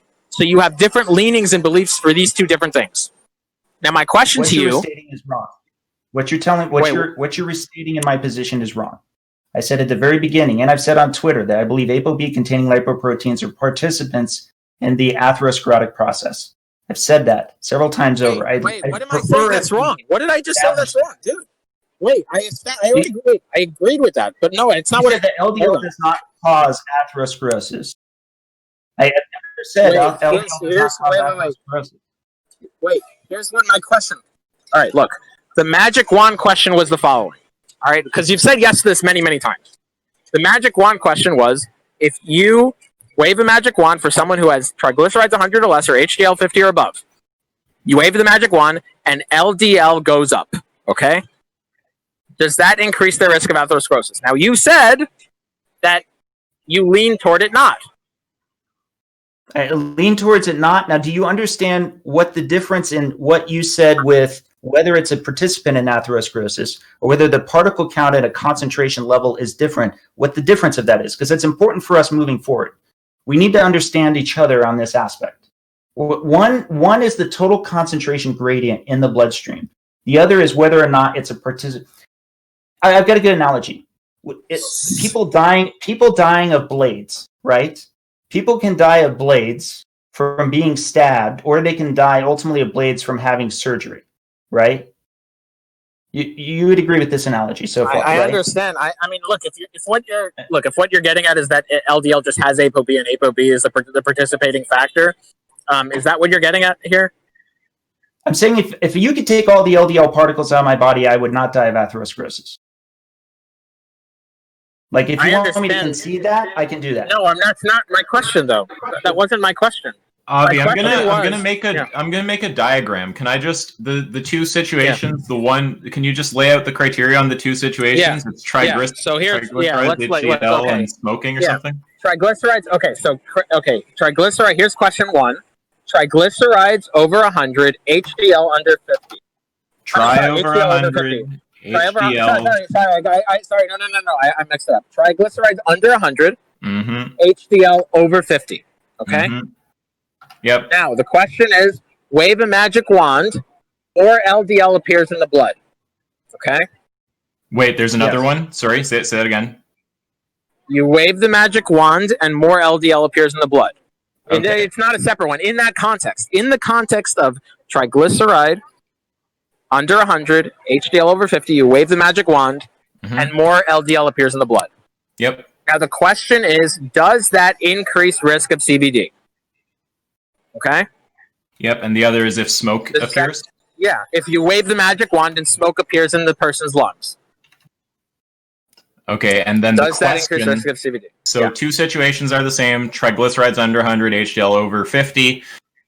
In one situation, LDL is added to the blood. In the other situation, smoke is added to the lungs. And the question asked in both cases is what? Does that intervention of waving the wand increase risk of CVD? Increase CVD risk. Okay, I'll make an image to sum this all up. Yeah. Right. Now, with Dave has answered that in the case of waving the wand and the smoke appears, he leans toward it increasing risk, so he leans towards yes. And he's answered that in the case of LDL appearing, he leans towards no, that it doesn't increase risk. Am I misstating your position at all? Can I please clarify? You can. Okay, sure. Avi, let's pretend for a moment that my assumption is right, totally uneducated as it is, that smoking ultimately results in higher oxidative stress. Let's say that I'm right about that. And let's say that I were to come back after this debate, I find a whole bunch of studies that indeed higher oxidative stress not only has an association with cardiovascular disease, but that there's no situation in which I'm able to find for which extraordinarily high oxidative stress, not preposterously high, but extraordinarily high levels of oxidative stress associated with cardiovascular disease. We can take the smoking aspect of this whole topic out of it because I think it only confuses the issue. Wouldn't you agree? I would agree that you'd have a symmetry breaker. In that case, but since you don't, I don't. How about critique of you. You're familiar with lipopolysaccharides? They're actually not my wheel. They're actually not my wheelhouse. Lipopolysaccharides. I'm actually not. But I don't know about them. I know some things about them, but I'm not familiar. How about I just want to answer. Wait, hold on. Anyway, good. I just want to answer your question. I just want to finish answering your question. My critique of you here's my critique. Like you seem to be focusing on like, okay, well, if I had just had this data showing like, okay, fine, I may agree you have the symmetry breaker. But right now, Dave, I think my problem here is that your way of forming beliefs is inconsistent. That's my critique. Because you don't have the data right now. And since you don't have the data right now, you still are saying that this is a symmetry breaker that accounts for the difference in your beliefs when you can't actually show that symmetry breaker is actually there. That's my problem. Whether the data is out there or not and actually shows that it does or it doesn't isn't relevant to that. The fact of the matter is you don't have the data, you don't know the data, and yet you're forming the belief system based on that asserted symmetry breaker that you have no reason to believe. What do I not have the data on? You're talking with lean mass hyperresponders? Because to that, I totally agree. No. I'm saying that you don't have the data that oxidative stress increases risk of cardiovascular disease. Okay. You don't have the data that smoking increases oxidative stress. And this is what, I'm not picking something. This is what you answered me with. This is the symmetry breaker you asserted. You asserted that as I asserted it, I also qualified exactly what you're saying now. But then why have the symmetry breaker to have different beliefs then? Take lipopolysaccharides. You said it's not your wheelhouse, right? You said it's not your wheelhouse. Yeah, go ahead. Sure. Let's say that I started to use it, and then let's say you in response said, well, it's not my wheelhouse, but you know what? I hear a lot of bad things about lipopolysaccharides. I think if they're pretty high, that's probably problematic. All right, I'll go with your analogy on that. I would accept that. No, I would. Yeah, but I wouldn't. It sounds like what you're telling me now is that I shouldn't have followed you into this analogy, even if I qualified up front. that I may not know for sure the association of oxidative stress with smoking. Correct. You should have said that. Listen, I hear people. You could say, like, I hear people saying bad things about it, but I actually don't know if they're right or wrong, or if they're just talking out of their asshole. Like, they could be completely. And I wouldn't. By the way, I wouldn't form a belief. I wouldn't say, and I wouldn't have different belief states to it. I would be agnostic on both, or yes on both, or no on both. I would be consistent. Yeah, I know less about smoking than I do about lipids. Agreed. So I'll ask the question again, to see if this pushback has changed your view on it at all. In the context of LMHRs, when it comes to LDL, wait, Dave, the critique is not that you don't know it. The critique is not you don't know it. The critique is that despite the fact that you don't know it, it's forming a symmetry breaker that's changing your beliefs about the two things, despite the fact that you don't even have reason to believe the symmetry breaker is there. That's the critique. My problem with you isn't that you don't know about oxidative stress. That's fine. My problem is that the view that oxidative stress and what it does, and that interrelationship with smoking, despite not having any reason to believe that it's even there, is forming a difference in belief states. It's like just asserting something and saying it forms a difference in my belief, even though I have no reason to believe that this thing is even there. Yeah, I still don't follow the point you're making. Are you basically saying that I shouldn't actually be acting on anything that I'm not already an expert in? Or that I shouldn't be entertaining an analogy? No, I'm not talking about actions. I'm talking about beliefs. I'm not talking about actions. I'm not talking about entertainment. I'm talking about your beliefs. I'm talking about your methodology of forming beliefs. Look, what I'm saying is, imagine, I'll simplify with the analogy. I'll say, look, do I believe that, let's see, do I believe that damage to the brain can cause autism? And I say yes. And then I say that, do I believe that, let me see, sorry. So I say, let's do it like this. Let's say someone says, I ask, do vaccines cause autism? Right? And they say yes. They say vaccines cause autism. I have the belief that vaccines cause autism. I lean in that direction. Okay? And then I say, okay, well, does an apple cause autism? And they say I lean that it's not in that direction.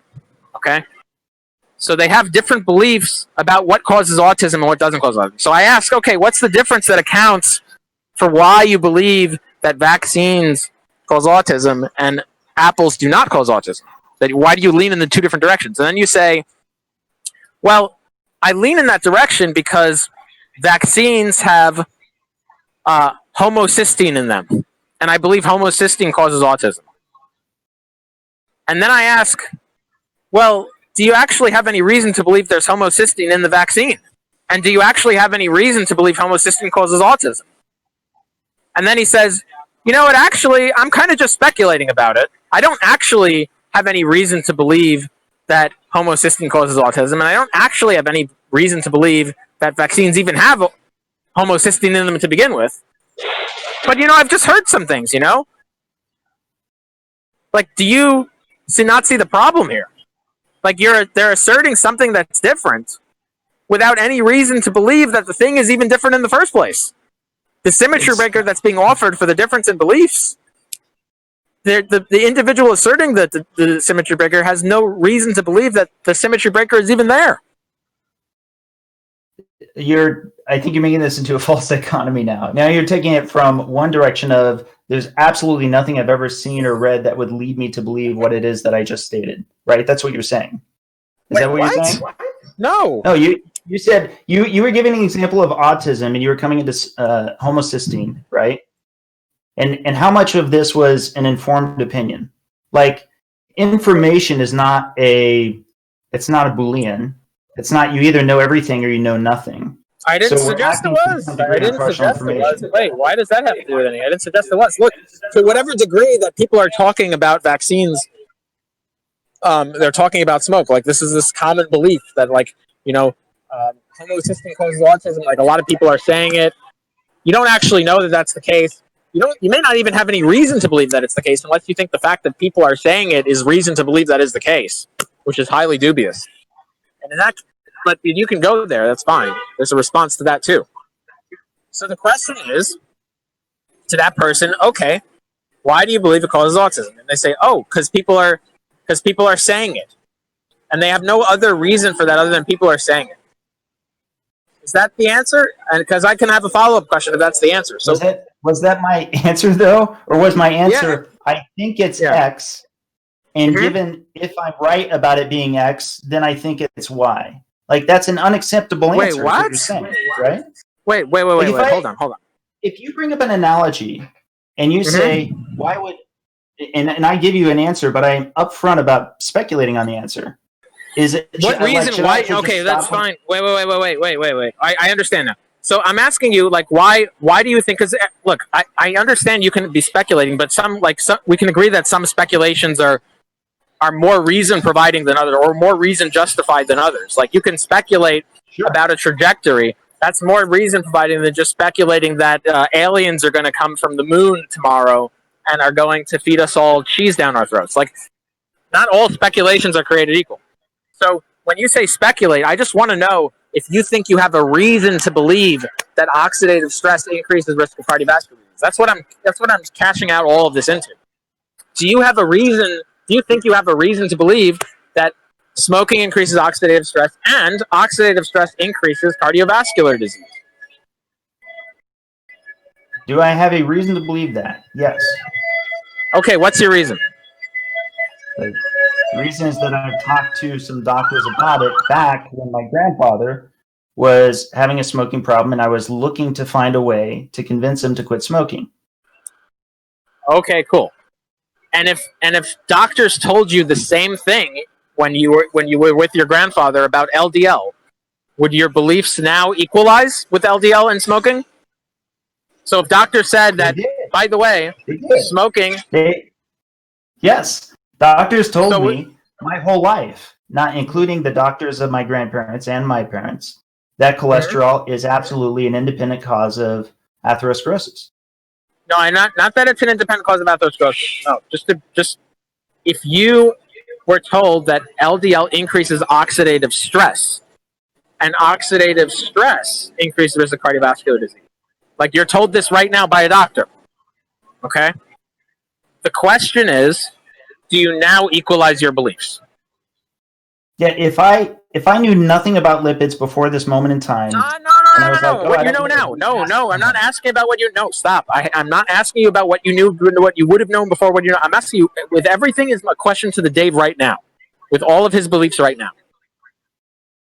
If a doctor comes and tells you that LDL increases oxidative stress, and oxidative stress causes CVD, do you now equate your beliefs? Given what I know, how do I not draw on my existing understanding? How do I? You can draw. You can. You can. Okay. You can. Then what's your existing? Okay. Yeah. Go ahead. My response would be, I would be very interested in trying to understand how you've come to that conclusion, as I would be asking you right now the same thing. Would you say that to the doctor? Wait. Stop. You gave it. Your response would be to the doctor. I'm very interested in how you arrived at coming to that conclusion. Would you say that to the doctor about smoking? If the doctor tells you smoking increases oxidative stress and oxidative stress increases CVD, would you say that to the doctor? If a doctor told me that right now, I would say that, yes. Okay, so you would say I'm very interested. Actually, it's not even just that. I have at conferences. I've been to several conferences over the last several years. Okay, but in one context, hold on. Hold on. If a doctor comes and tells you about that, wait, stop, Dave, I'm not interested. Dave, I gotta stop you. I'm not interested in the story about when you're 21. Look, if a doctor comes and tells you about LDL and it increases oxidative stress, do you accept that belief in the same way that you accept the belief about the smoking, and do your beliefs about smoking and CVD risk with LDL now equalize? Yes or no? If a doctor comes and tells me that right now. Yeah. Yeah, no. Why? Okay, so it's not. I'm different so now than I was at 21. Okay, no, I understand. That's trivial. I understand read that. studies So now. why? I didn't read studies Okay, so before. why? So why? No, I understand that. So why? So why do you not? So why do you accept it in the smoking case and not in the LDL case? Why do I accept it? You're talking about when you were bringing this up as an analogy? Why do you accept? You said. Listen, I completed the image. If you think that might be helpful, it's pretty systematic. It'll give you a really clear picture of what he's getting at. It's in general. Can you see this, Avi? Hold on, let me check. Are you on your phone? Here, Yeah, I'm on my phone. Oh, I see it. Yeah. Yeah. So, like, can you see it also, Dave? It's back to outside the context I was discussing. You know, if anybody has been listening all the way through this, know that I was. But I just came in just now, including just now when I was talking about oxidative stress as the possible result. But I'm just trying to explain Avi's line of questioning. If you have a good reply to it, then that's totally fine. But I just want you to appreciate what it is he's doing. So, do you see this image? I did. That's why I went towards oxidative stress. I'm actually trying to pull a productive dialogue out of this. That's why I went to oxidative stress so that we can identify a likewise pathogen. Stop. Guys, Dave, you're going. Dave, you're not following. You're not following. I'm sorry. You're not following. It's not about equal time, Dave. I'm getting cut off from the second I came in. Yeah, but you started talking over me the second I came into the conversation. So if I talked over anyone, sorry, but we're all trying to have a productive conversation, okay? I think that what would be very productive is for you to clearly understand what Avi is trying to do so that you can either produce a response to it or say, you know what, I don't have a response to that right now. I'm going to go think on it.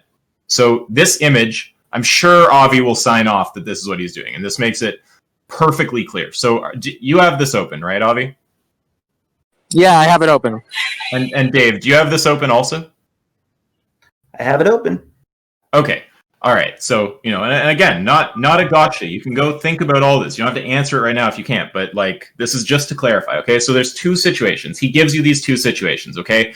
They both have triglycerides under 100, HDL over 50. Now, if there's pushback, just give it after, because I don't know the medical details. I'm just going to explain what he's doing, okay? So the two situations, they have the same variables in place, okay? Triglycerides under 100, HDL over 50. Situation 1, LDL appears in blood. Situation 2, smoke appears in lungs. And the same question is asked in both situations. Do you believe CVD risk goes up?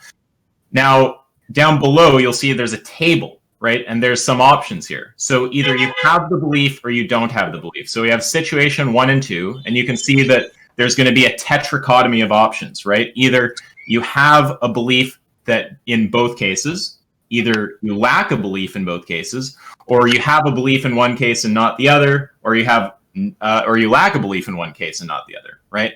Now, if in both cases you have the belief, you've got a consistent position. If in both cases you lack the belief, you've got a consistent position. But if you're in one of these middle options here, where in one case you believe and in the other you don't, right? You're generating different answers under the same circumstances. So he's going to ask for the symmetry breaker. That is to say, what is it that separates those two situations, right? Why do you wear the green shoes on the one day and the brown shoes on the other? So then we get into this dialogue if you take one of those options. So he's going to ask for the symmetry breaker. So you'll say the symmetry breaker is X. Avi's going to say, what's the evidence for X? Or sorry, do you have evidence for X? And then you have two pathways. You can say yes, and then he says, show it. Or you can say no, and then he says, okay, well, you have to change your view to one of these consistent positions, or just accept that you're being inconsistent in your epistemic standard. Do you appreciate what he's doing there? Do you get the idea behind the image? It's kind of philosophy, so I know it's not your main thing, but do you understand what it's getting at roughly? I can appreciate that you're trying to make an effort towards something productive, Isaac. But can you appreciate what is being said in the image? And thank you, I appreciate that, yeah. I am trying my best.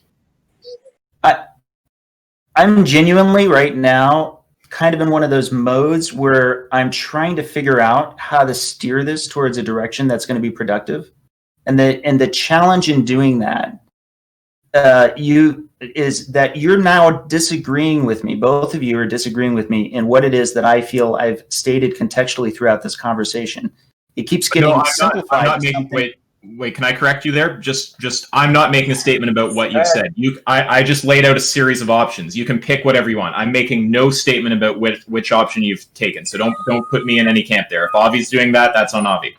And he can try to defend it and refer back to your statements or whatever. I'm just laying out a series of options that you have here and showing where it leads. I'm going to be very real with both of you guys, and that part of the reason I wanted to initiate this conversation today publicly is because I wanted to demonstrate to everybody that actually Avi and I have had many great, very productive conversations. In fact, to the best of my recollection, there's only, except for like one kind of thing, we've generally kept it very respectful. It's not gotten into personal attacks. And I appreciate Avi's style. I appreciate him as a debater. But if I'm being perfectly honest, this may be one of the least productive, this may be the least productive discussion that I've had. And part of the frustration is I pushed a meeting to do this. I originally had a hard stop that was 50 minutes ago. And I feel like probably a better use of my time is to say, I would be fine with us restarting this after apparently this piece of information that's going to be very relevant to this discussion, which is either that I identify how much oxidative stress matters so that we can make use of it as an analogy. I realize that's not your entire point, Avi. You wanted to discuss how much. Not even close to the point. It's not even remotely close to the point. The fact that you're saying that. Go ahead. Okay. Go ahead. I was going to complete. I realized part of what you were asserting has more to do with me making a comment on it, given what it is that I've already said that I know on it. I'm not sure if I articulated that right, but hopefully. Okay. Yeah. No, let's no, it's not true either.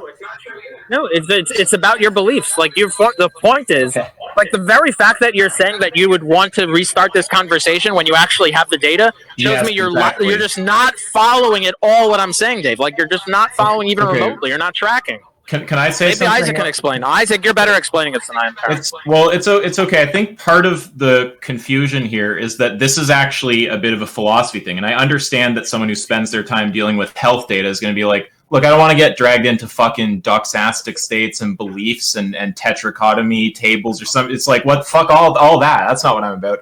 But the problem is that the statements you're making at a higher level when you're talking about a special science, in this case nutrition, are creating problems at a foundational level. And that ends up leading into the territory of philosophy. And that's why you're getting faced with this kind of problem that maybe you feel is a bit unfair because it's like way out of your wheelhouse and you're not prepared for it. And I think Avi's trying to be very fair about it.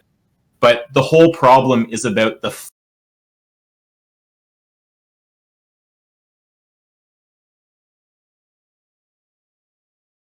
problem that you're saying you want to go collect the information before starting the conversation. Isaac, you totally cut out there. Oh, sorry. I don't know if it was just me. That's fine. You totally cut out for a few seconds. Yep. I'll just back out like 30 words or so.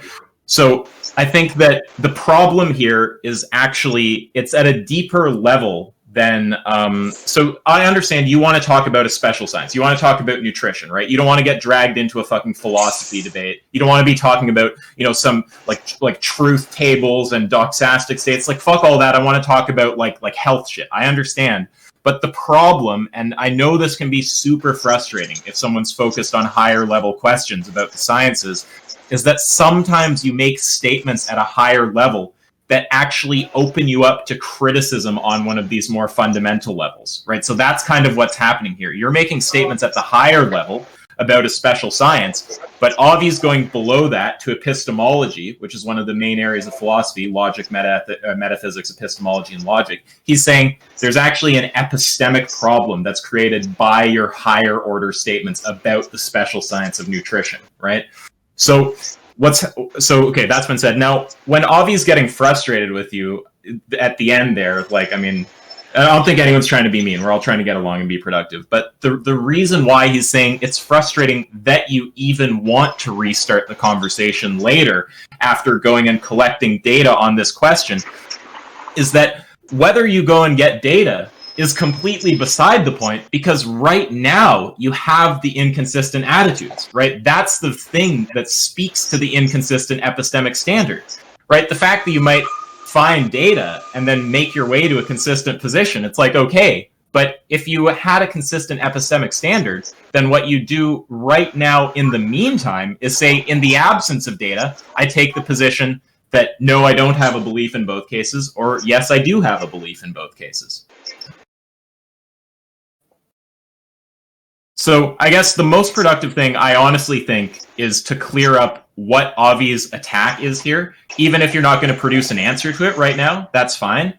And then, just basically go and think on that and then come back with a ready to reply to that critique. Right. And in fact, I think let me just interject. I think the least productive thing to do, if you want to make this a zero productive conversation, is to look at the data right now, because this is not even about the data. It's about logical consistency. Now, after we clear up the logical inconsistency, it would be great to look at the data. But the fact that right now, the last thing, counterintuitively, the last thing you would actually want to do to make this productive is to restart the conversation after you looked at the data, because now the problem that was there is like there's a Band-Aid on the wound now that's there. Like, exactly. Right. Now that you've found some data and we have maybe some basis for setting up a consistent position, it's just on Avi to again dig his way down to somewhere where this inconsistent epistemic standard is sticking its head up again.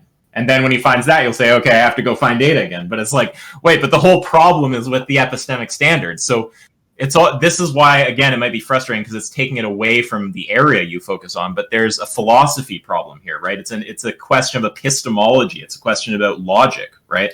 So really, again, like I would just really emphasize, what has to be cleared up is you need to clearly get what the attack is that Avi's making here.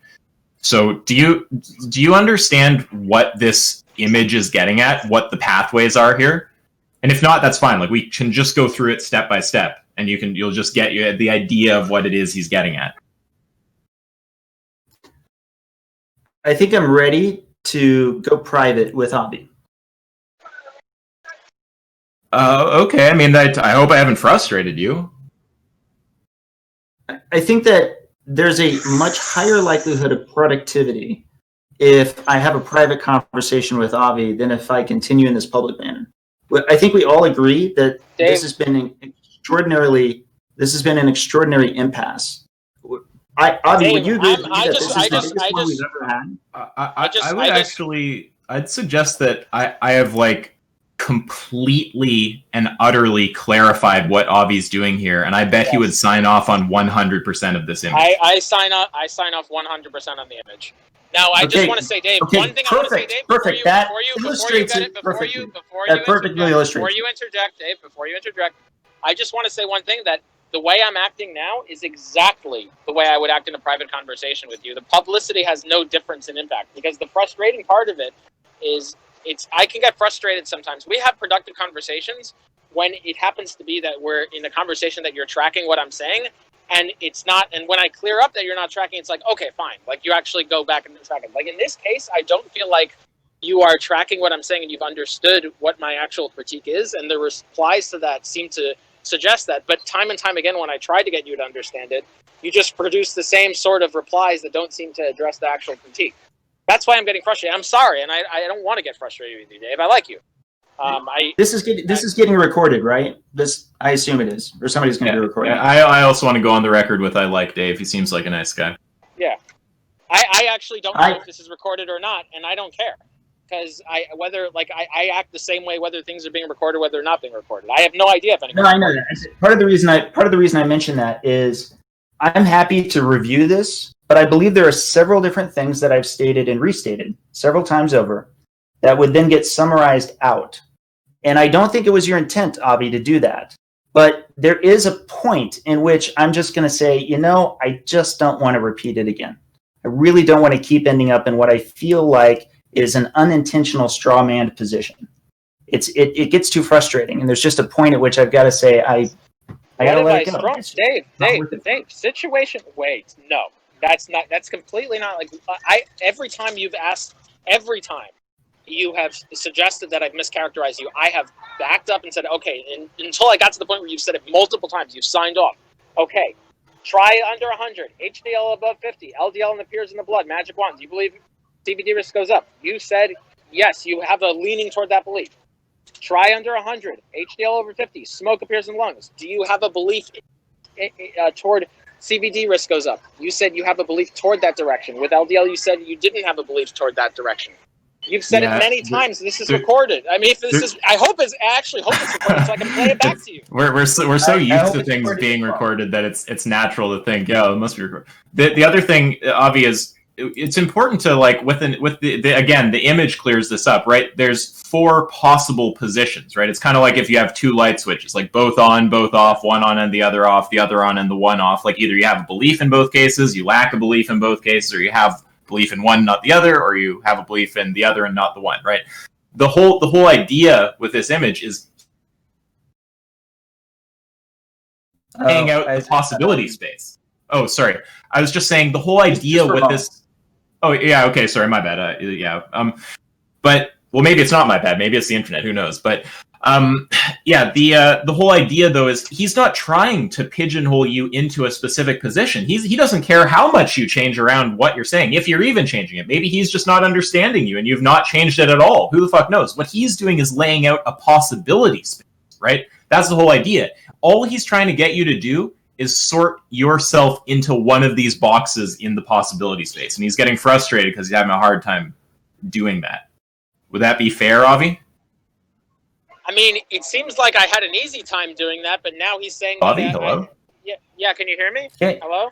Yeah, I was saying, Avi, the whole idea is you're not trying to... Avi. Yeah, Avi, you're not... Yeah, you are far away, he's right. You're not trying to actually slap him with out the possibility space and asking him to place himself within it, right? Yeah. So that's right. I did think that he did place himself in one possibility, but if I'm wrong, I don't care. Like that, I mean, I do care, but I can do the same. It doesn't matter with respect to my question because I can place him in the other one. Exactly. So when he says it's a straw man, Avi's not at all committed to characterizing your view one way or the other, right? If he's got it wrong, he's just going to say, "Oh, okay, sorry, my bad. I just wasn't understanding." Okay. Can I offer so what I think might be a helpful way forward? I go for it, but I really think the helpful way forward is just to clearly understand his critique and place yourself in one of these possibility spaces. But sure, go for it. Can I offer what I think will be a helpful way forward?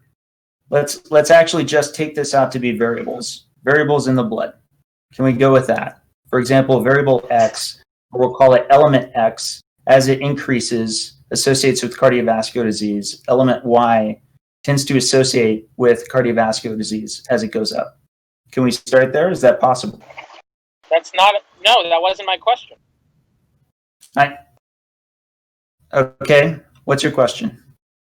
Okay. My question was... Dave, he's getting annoyed because he just wants a clear answer to the question that's in the drawing. He's been trying to say the same question for like an hour and a bit. That's why he's getting frustrated. Okay, he just wants you to look at that option and just tell him which row of that table you're in. Can he even see is he looking at the image? Is he able to see it? He said he was looking at it earlier. Okay. Yeah, I'm looking at the image right now. The questions are straightforward. Yeah. I've got to respond to this. I got to respond via text. 1 second.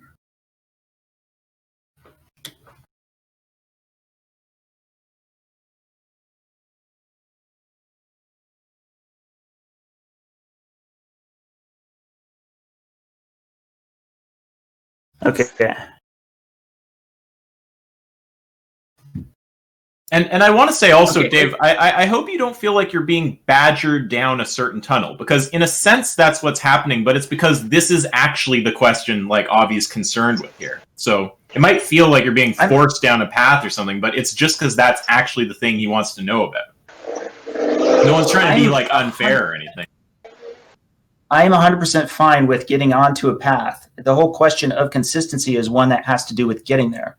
The main objections that I have, Isaac, is not... I've actually watched both of you guys in your videos before, and for what it's worth, I find the concept of things like formal logic to be interesting, and for that matter, if I was used to a lot of the terminology that comes around with it, then I would be a lot more comfortable with making use of it, but I also don't want to misuse it either. That's a big part of the problem, right? So when we're talking about this formally, I want to make sure that we're both... What's that? Sorry, I cut you off by accident, my bad. There's also some background noise, somewhere. That's on Sorry, Avi's that's probably that's me. I'm sorry. I'm not going into the subway because I want to. I can mute my phone actually. I'm not going into the subway because I want to continue the conversation. I'll mute it. Sometimes there's delay, so we cut you off by accident. But sorry, what were you saying? Okay. So I want to walk slowly through this because I think that'll be helpful for everybody. I think the LDL particles, they're in the blood at all times. I think that which can be introduced by smoking may not be in the blood at all times. But I can see that I don't know for sure exactly what things are brought into the blood because it's not my wheelhouse. So of what gets brought into the blood that I speculate I could pick on as one possible inducement of cardiovascular disease is oxidative stress. And as I said earlier in the conversation, this is speculative, but it is something that I'd heard when I was 21 from doctors at that time. I wasn't somebody who was reading into studies or really even cared that much. I was mainly just trying to talk my grandfather into not smoking. So for me, on a 10 scale, that was like a 9 or 10 for me on the evidence chain because I didn't know how to do anything beyond that. So genuinely, go ahead. Oh, well, sorry to cut you off. You gave the answer in there. So like, if we were to look at the diagram, if you're saying something about oxidative stress, again, I won't be able to process the medical details. Avi will have to do that. But what you're doing is you're saying, yes, in one situation, I form a belief. No, in the other case, I don't. So you're taking a different position in both. And you're saying the thing that makes for the different position is oxidative stress. Would that be accurate, or is that a straw man? No, I think that would be accurate. And I'm going to help. I'll help both of you guys out. Likewise, for the last, 3-4 decades of my life, I would also hear from doctors that cardiovascular disease is at least largely in part caused by LDL cholesterol. That higher LDL causes cardiovascular disease. And I would say through most of my life, I believe that just as strongly as I did with smoking, resulting in greater cardiovascular disease. Does that help? Well, I think the most helpful thing, I think what he's going to be interested in, he'll correct me if I'm wrong, but it's really just going to be what allows him to tell where you fit in the possibility space. So you did actually answer that, though. You said... Yeah, I'll just say right now, the first part of what Dave said that allows me to classify him was helpful. The second part about what he believed when he was before then, that was not helpful. But I already got everything I needed from the first thing you said. Okay, so, and then of course, you cut me off once you want, Avi, but of course if he's going to say, so I do have a belief in one situation, I don't have a belief in the other, and the distinction is oxidative stress, then Avi's going to basically, that's the equivalent of saying, okay, the symmetry breaker is X, where X is oxidative stress. So Avi's follow-up question is going to be, what's the evidence that oxidative stress causes CVD? Is that how you're going to frame it, or... I would say instead of evidence, I would say what's the reason to believe? Does he have reason to believe it?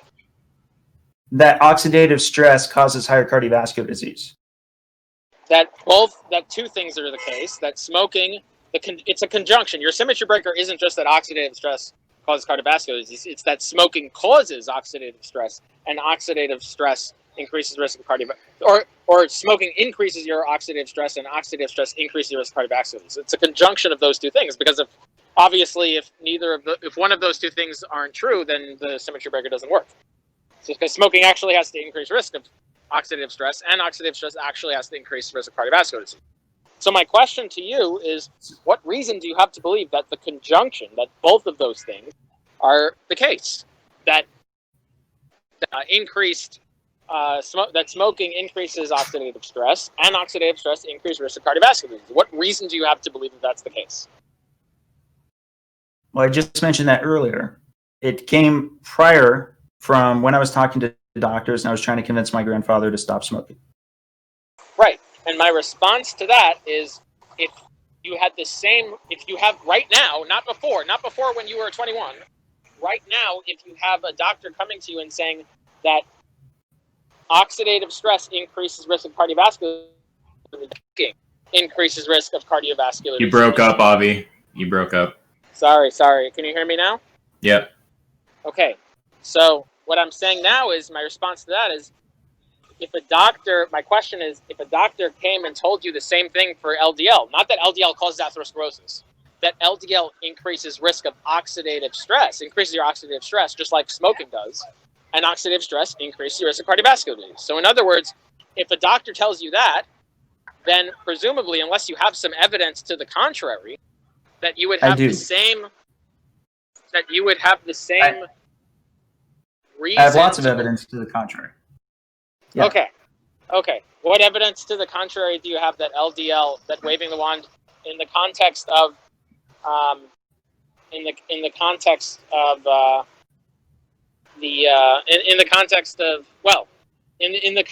triglycerides less than 100, HDL over 50? What evidence do you have that increasing LDL does not increase oxidative stress? I see labs daily, probably in the neighborhood of around 8 to 12, some days as much as like 20, I want to say. And in many of those cases... What labs are you using to infer oxidative stress? Well, of course, originally I was using OxLDL, but I don't like OxLDL as much as I did before. Also, C-reactive protein is known to come up a lot more from oxidative stress. Or do you disagree? I don't know about. I actually don't know. I think a lot of people. I think a lot of people talk about oxidative stress and they don't know what they're talking about, and they can end up conflating it with CRP, and maybe I've even done that in this conversation, or inflammatory markers. I actually really don't.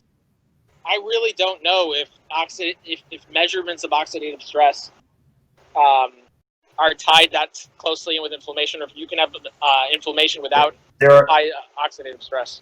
But there are a lot of acute phase reactants that definitely rise in the presence of extraordinary oxidative stress. There's lots of studies on that. Oh, I'm not okay. Okay, so if it's to the degree of smoking, if you can show that, okay, fine. So, not talking the degree of smoking. I'm just talking even extraordinary. I'm talking even just mildly elevated. Okay, I would like to see. I'd like to see that. And in that you could measure in the blood. So I'd like to see that. So lean mass hyperresponders, would you expect them to have high C-reactive protein? I don't know. I don't know.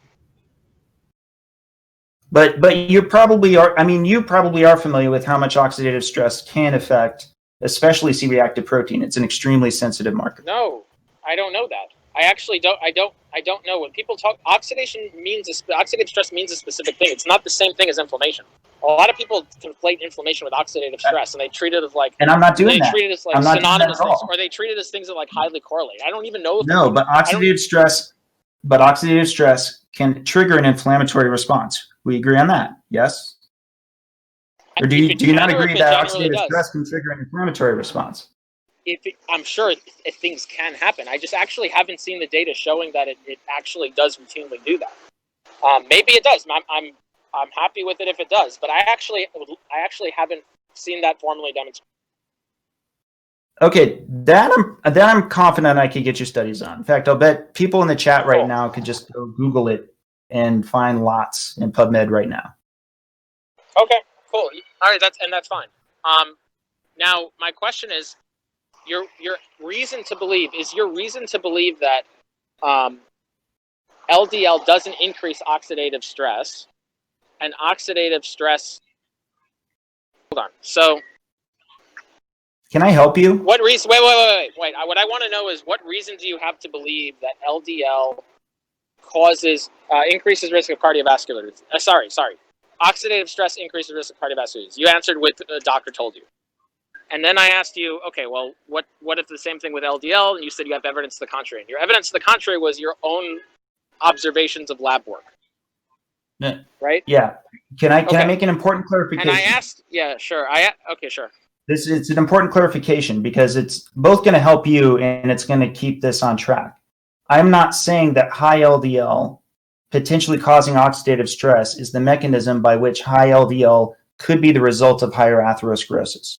That's important because that would put me in too advantageous of a situation because that's easily shown in the existing lean mass hyperresponder studies. and then I would be feeling super confident right now that everything was fine, right? That's not the case.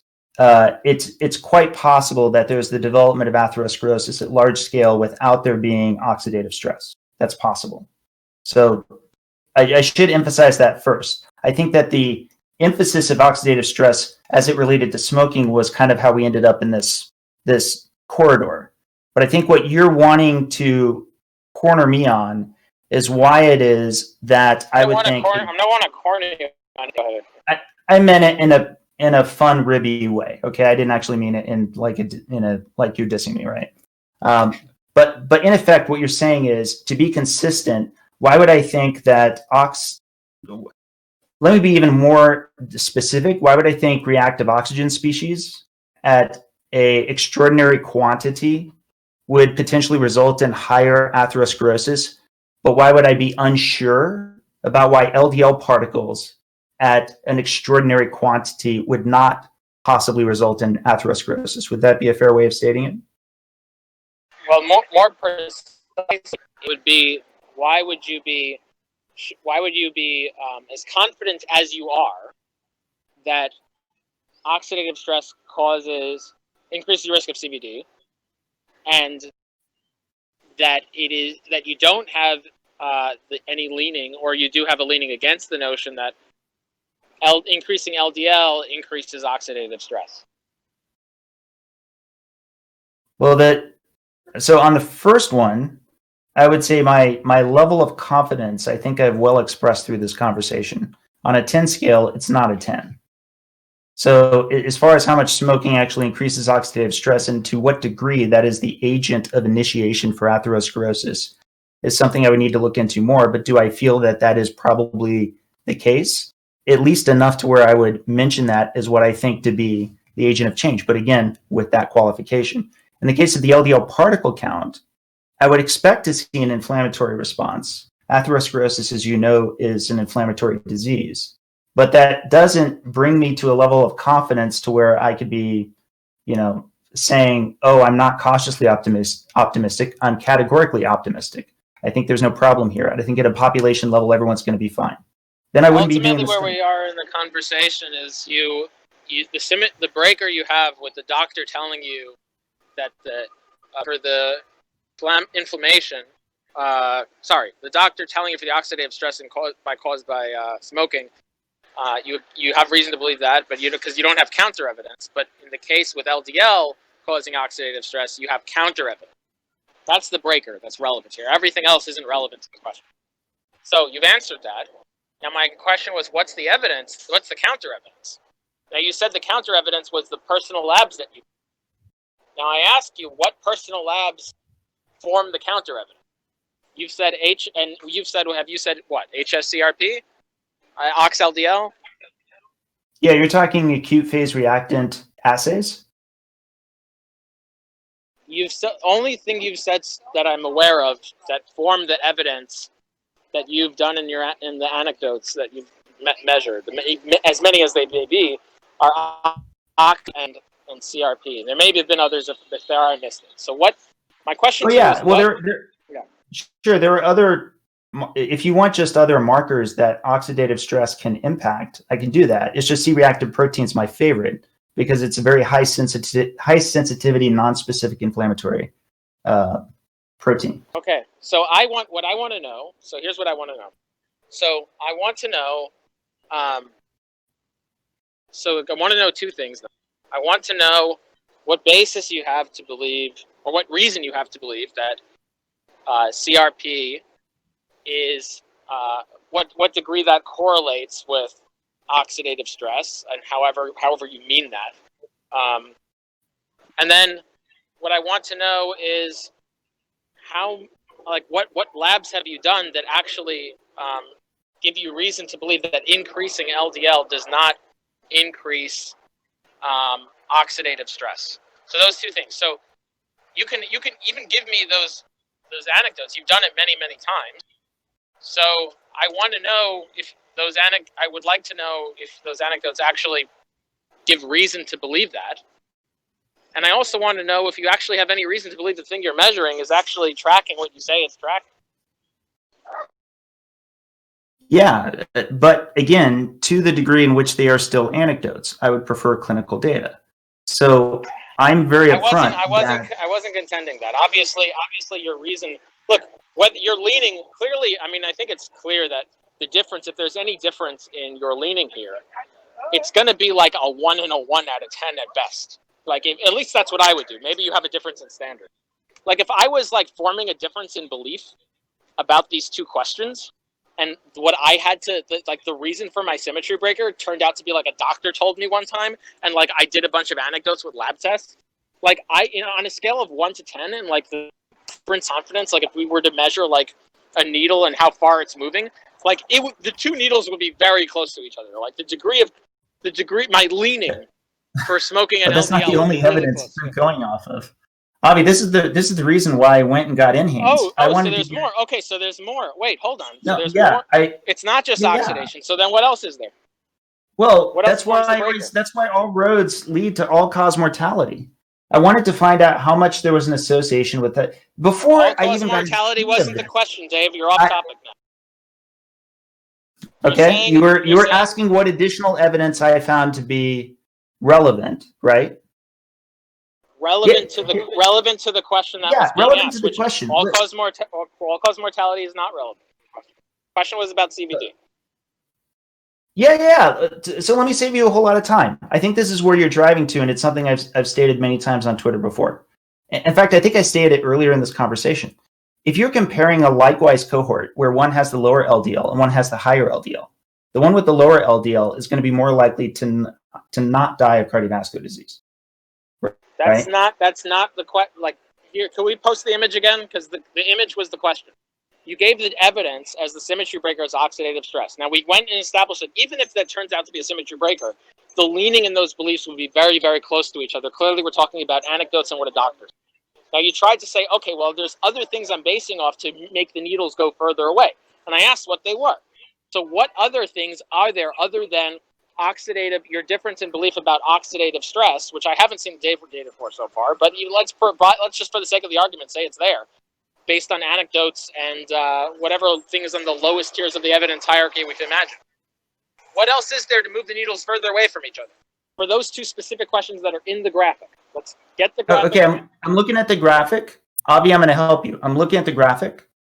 I believe that in situation 1, where LDL is where the resulting markers of LDL are higher in one group versus lower in the other group, the risk of dying. That's not situation 1. That's situation 1 is you wave the wand and you make LDL appear more in the blood.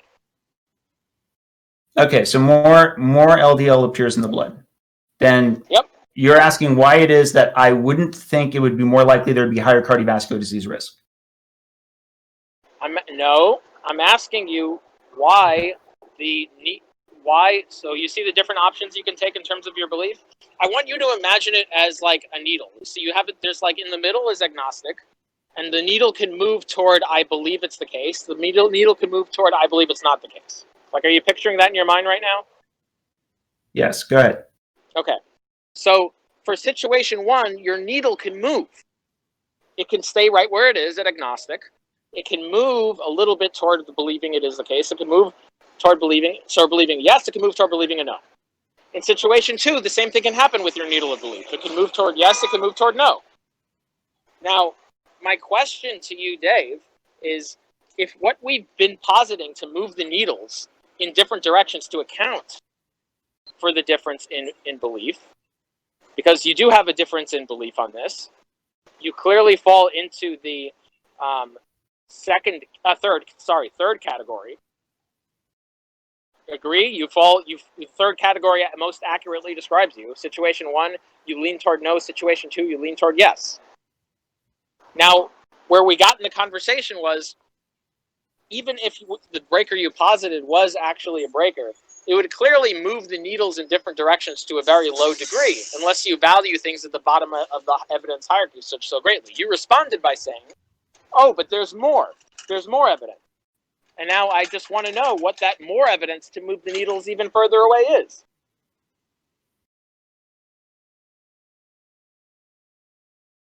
I've been staring at the graphic, and I'm trying to understand what the needle between these two parts are that you were discussing. So you're talking between situation one. Yeah. So you know how? So the graphic it's binary. So you see how it's binary? It's yes and no. But in reality, we acknowledge that you don't have to 100% believe something or 100% disbelieve something, right? You acknowledge that there's like a needle that can you could lean towards something. You can lean against something. It's actually set up to account for that. It's not set up as believe or disbelieve. It's set up as believe or lack belief. So it accounts for that. I mean, even so, Isaac, you could have. Okay. Yeah, but even there's a spectrum between those two things, Isaac. You can have a needle that, for lack of belief, if you have the belief a very little bit versus you very strongly believe. You're saying you want to go into, you could say, yes, I believe one, or yes, I believe both, but still there could be an inconsistency because of the degree of belief. Yes. Yeah, you could easily set that up in the same way, though, where you could just set up it doesn't have to become some weird spectrum-y vague shit. You can just be like, look, you're either both are in the same position of belief, both are in a different position of belief. You can still set up 4 options like that. Yeah. So Isaac, where we are in the conversation is he's posited a breaker, and rather get into the weeds about whether that breaker is even real, because it may be tenuous. But even if it turns out to be the case, the breakers are all at the bottom of the evidence hierarchy, just so you're tracking. So one example was in favor of the yes in favor of the no in the first situation are Dave's labs that he's been doing as anecdotes, and then in the favor of the no in the second yes in the second situation was a doctor told him that. So my what I said to Dave is, even that if these are breakers, not a doctors, multiple doctors, fine. Anyway, multiple go doctors. ahead. It doesn't go matter. ahead. It doesn't matter, Dave. It's still going to be at the bottom of the evidence hierarchy. So it's kind of funny. Just as a funny aside, it's funny because I never would have thought someday in the future this would actually be an extremely relevant and recurring talking point in some debate that had a whole bunch of formal logic asides in it. Anyway, Isaac, go ahead. So Isaac, what I said was that even if that's a breaker, I mean, that is kind of funny. Yeah, it is. It's funny. What I said was, Isaac, was that if that was a breaker, even presumably if he adheres to an evidence hierarchy, any standard evidence hierarchy, then the difference in the needles would be very little. In other words, it may be true that you lean towards one and not the other, but the degree to which you lean towards one and not the other will be very close to each other, regardless. If you were to imagine, Isaac, a needle. Yeah, you don't have to explain it further. Yeah. I get the idea. It's say that you appeal to some symmetry breaker, but symmetry breaker's low on the hierarchy, the degree to which it breaks the symmetry will be small, so you won't have much of a difference in the degree of belief in virtue of the breaker. Makes sense. Yeah, exactly. So the needles. He said. Now, Dave answered it already. You answered it already. You said there's more. And yeah, I want to know can I add to that? What's actually? More? Yeah, sure. This will totally help. So yes, let me see if I can restate this the way that I believe you mean it. Which is, if we've got this needle and when it's just straight up and down, then what that means is it's a total I don't know. And it's analog. It can go towards I think not versus I think so. And if it's all the way to the max on one direction or the other, then it's an absolute belief, right? Right. And at the time in which I'm hearing from a few doctors about smoking that and then taking back to my grandfather, the needle is maxed out at I believe that I'm right that smoking is going to kill you, Dad, or Grandpa, right? And so let's say that it goes up to a 10. At that point in time, it was like a 9. Now, this may be relevant to you, but as I've now gotten back into the research, even though I do believe smoking is deleterious, that being the means by which I would learn what I learned does subtract my degree of certainty, which is why I would even qualify what I said earlier, is that I would say, you know what, actually, I don't even want to make a statement of the degree of certainty I would have had when I was 21 to today, because I really do want to look at the studies to be able to qualify that more effectively. So would you go as far as to say that it just wouldn't give you a leaning even until you've looked at the studies? I would say it gives me enough of a leaning in that one of the doctors I talked to was a bit more of a geek, and I think he probably knew enough to be able to speak to me that a lot of the things that I was reflecting on later became somewhat meaningful in what I was learning about oxidation since. That's the irony is I have learned a lot about how oxidation affects, for example, lipoproteins. But to what degree it's introduced externally, such as through smoking, I don't really know that much. That's not my wheelhouse. But do I feel like I could say enough to where I'd be like, I think it's probably oxidative stress? Then yeah, but it was with that same degree of, effectively what it was that I was told before. So, Avi, what is it that you're trying to get now? You're saying like, okay, I'm gonna grant the breaker instead of getting into a whole argument about whether the breaker exists, but just say that it only accounts for the slightest tiny degree of breaking, so we shouldn't have any confidence. Is that where you're going? Exactly. And it seems the way that Dave speaks, it seems the way that the difference in he has a difference in confidence greater than what would seem to be justified of a difference in breaking, or what he presumably would hold if he held to any evidence hierarchy that this evidence would follow from. So an interesting question would be if the degree in breaking, like, does he think this doctor's more of a nerd than you? Could you just reverse the degree in breaking by using your own doctorly self to make a statement in the opposite position, and then we're back to ground zero? That's an serious question actually, because doesn't that ground the whole thing? I mean, unfortunately, that doctor is no longer with us, so I don't. I mean, I had my 21-year-old. Do you take him to be more reliable than Avi? Do I? Yeah, you won't hurt Avi's feelings. He doesn't get offended very easily. I'm wondering if you take that doctor to be more reliable than Avi. No, if Avi right now told me, no, Dave, I've looked at the research and I'm quite confident that smoking does not have any impact on oxidative stress, I would probably take, given what I know of Avi and given what I know of that prior doctor, I would take Avi's word for it because I think I respect Avi a bit more. And I also know his expertise kind of bounces around this area just a little bit more than I think that doctor's did. Sure. And what if he just said, I just don't, I mean, I don't think that there's a reason to have a leaning one way or another. Then would you take on that view of his? If Avi said that, sure. But okay, is it something Avi feels confident enough to say that I wouldn't be able to find research otherwise? Here's what I think I want to answer that I think you're leaning towards, which is, would I take Avi's word enough to then do no further research on my own?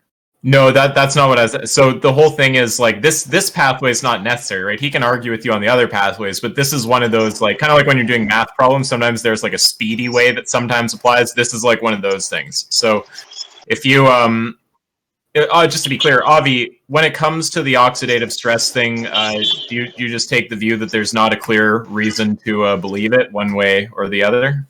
Is that where you're at? In terms of oxidative, yes, but I don't. I just want to say that I haven't done a deep dive into the literature about that. But had the other doctor done a deep dive into it? Maybe he did. I don't know. But does Dave have any reason to think that? The doctor told me that he did. I wasn't standing over his shoulder, and I don't really know what that constitutes. As I've now learned, a lot of times doctors will say things with confidence to... If Avi were to look at it and then say, all right, well, I've looked at it and I now take the view that there's not really a basis to have to think this about oxidative stress, then you would be at the epistemic neutral point. You'd have no reason to believe it any more than you would to disbelieve it, right? There's a doctor on one side, a doctor on the other. Well, yeah, but again, you're making a comparison between two different doctors as opposed to whether or not I have the option of doing further research. Like if this is one of those, just set that aside and say you're isolated in, like, you know, the limbo for the rest of your life, and the only other piece of data you get is Avi says, yeah, right. Then you just be at the neutral point. Okay. Avi, I hope you didn't screw me. I hope you gave me the right piece of information there. Because that was my grandfather's favorite doctor. No, I'm not. I don't have confidence, and I haven't done a deep dive on the topic. But look, But can we concede something? You were answering me in that moment based on not having done a deep dive, based on what surface knowledge you had. right? No, I That's didn't what have happened a earlier in claim. the I didn't make conversation. a claim. I asked. No, I didn't answer. I didn't make a claim. I was answering you, but I wasn't answering. I was providing a question. I never made a I thought claim. you were. Said, I thought you were arguing back. I thought when I mentioned oxidative stress, you were arguing back as to whether that you. I think you said the data was very tenuous, right? No. I said no. I didn't say that. When did? Oh, I would never say that. I said what I did say is that a lot of people throw around oxidative stress, and they don't know what they're talking about. And I don't know if that's. And what is tenuous is that oxidative stress is what is really can be shown to cause, and not just be confounded to causing cardiovascular disease. That I say is tenuous. In terms of smoking increasing oxidative stress, no, I don't. That may not be tenuous. That may be tenuous. Haven't done a deep dive on that. But what I do think is tenuous. So that I've never said that. What I did say is that oxidative stress causing CVD. That is actually, I do think that's actually very tenuous. Like obviously, if you get to some level of oxidative stress, like all sorts of bad things can happen. But I'm just abnormal and beyond the normal oxidative stress causing CVD, and that's the link per se, rather than any confounder that comes with that. I think that is very tenuous. If what it's worth, I agree with that approach. I mean, at a minimum, we want to be able to see if there's something. So here, let me actually help you on that. You can have oxidative bursts that come from immune cells that could be relevant to the total metric of the oxidative stress that's being detected, right? So there could be something that's the root cause that actually results in what is the oxidative stress, where the oxidative stress is being mistaken. Sure. But then we're back to the problem, Dave, because because you said oxidative stress is the symmetry breaker, and then I asked you what reason do you have to believe that oxidative stress causes CVD, and then you said a doctor told you, and then I'm a doctor telling you that it's tenuous that oxidative stress causes CVD. Sorry, you're done with what you're saying? Yeah, I mean, because I don't see what the breaker is. Or I don't see any reason why you would have to have the breaker. The breaker so you lost me. What is again, guys? Like back to the breaker between why the needle moves in one direction in one context, but not in the other context. Let's just get the image up again. Okay, if a doctor tells me something, is it going to move the needle for me? Yes. How much does it move the needle is relevant, or it isn't? Okay, Dave, here. I'm a doctor. I'm telling you the following. It's tenuous that oxidative stress increases your risk for CVD. So what he's doing, Dave, is he wants to just erase your symmetry breaker, right? If you're going to appeal to like what's, I'm sure you'll agree, is like a very like weak symmetry breaker. You just want to say, doctor told me once. Then Avi's just like, oh, well, hey, I'm a doctor, so I just coincidentally can just be a doctor telling you the opposite, and then we've got, we've the symmetry breaker's not there anymore because you've had a doctor in each direction, right? So that takes you back to the neutral point. I hate to keep bringing this up. There's multiple doctors. I'm proud. The 21-year-old in me I can was give very you proud multiple of doctors. I went to multiple doctors. So anyway, getting back to my original point that I made earlier, Avi, I already agreed. To say the other thing. Okay. Yeah, but again, getting back to what I said earlier, I already agreed that I would take you as a trusted source if all I had was it being between you and that doctor that I talked to at 21, particularly given at 21, I wasn't asking the best questions either. Does that help? But then the problem, but then the problem is then you have different beliefs without a symmetry breaker. Hey, you're in the same problem. From a doctor is something that I'm asking that they're an expert in, or at least have some expertise in, should move the needle, shouldn't it? I'm asking what your belief is right now. Oh, right now, like Dave, I'm getting frustrated because it seems like whenever we get in this, like not whenever, but like right now we're getting a conversation. It seems like you're not linearly following where the dialogue is going in the conversation. The whole purpose of me doing this is to go back to that image and say, okay, the symmetry breaker you offered before, it's not there anymore, or at least it's not clear that it's there anymore. And so why do you have the different beliefs? Now, if you want to say there's something else than oxidative stress, fine. But it's clear that oxidative, at this point, not when you were 21, but at this point, it's clear that oxidative stress is not the relevant breaker here. for why that accounts for why you have the different beliefs. If you still do have the different in the different context. To restate, I do think oxidative stress at a extraordinary dose-dependent level will result in higher atherosclerosis. Is that what you feel I've changed positions on? Like, I'm not sure I follow. I think the oxidative stress. I think oxidative stress, as measured by any of these. I think it is tenuous. Is the idea that's been claimed that oxidative stress per se, at higher than normal level, as opposed to any of the other confounders, causes atherosclerosis. There's a lot of papers you may find that say it, but if you actually look at the data and the trials that are done trying to isolate oxidative stress, they come out unimpressive at all, if not null. In fact, some of them show that it may be the case that oxidative stress may be preventative of cardiovascular disease based on our interventional data with antioxidants per se, with antioxidant supplementation. Now, there are problems with that. But the overall view of the literature is that oxidative stress, it's very tenuous to say that causes cardiovascular disease. Okay. Let's say that I have no choice. I cannot look at any further research, and I have to take somebody's word for it.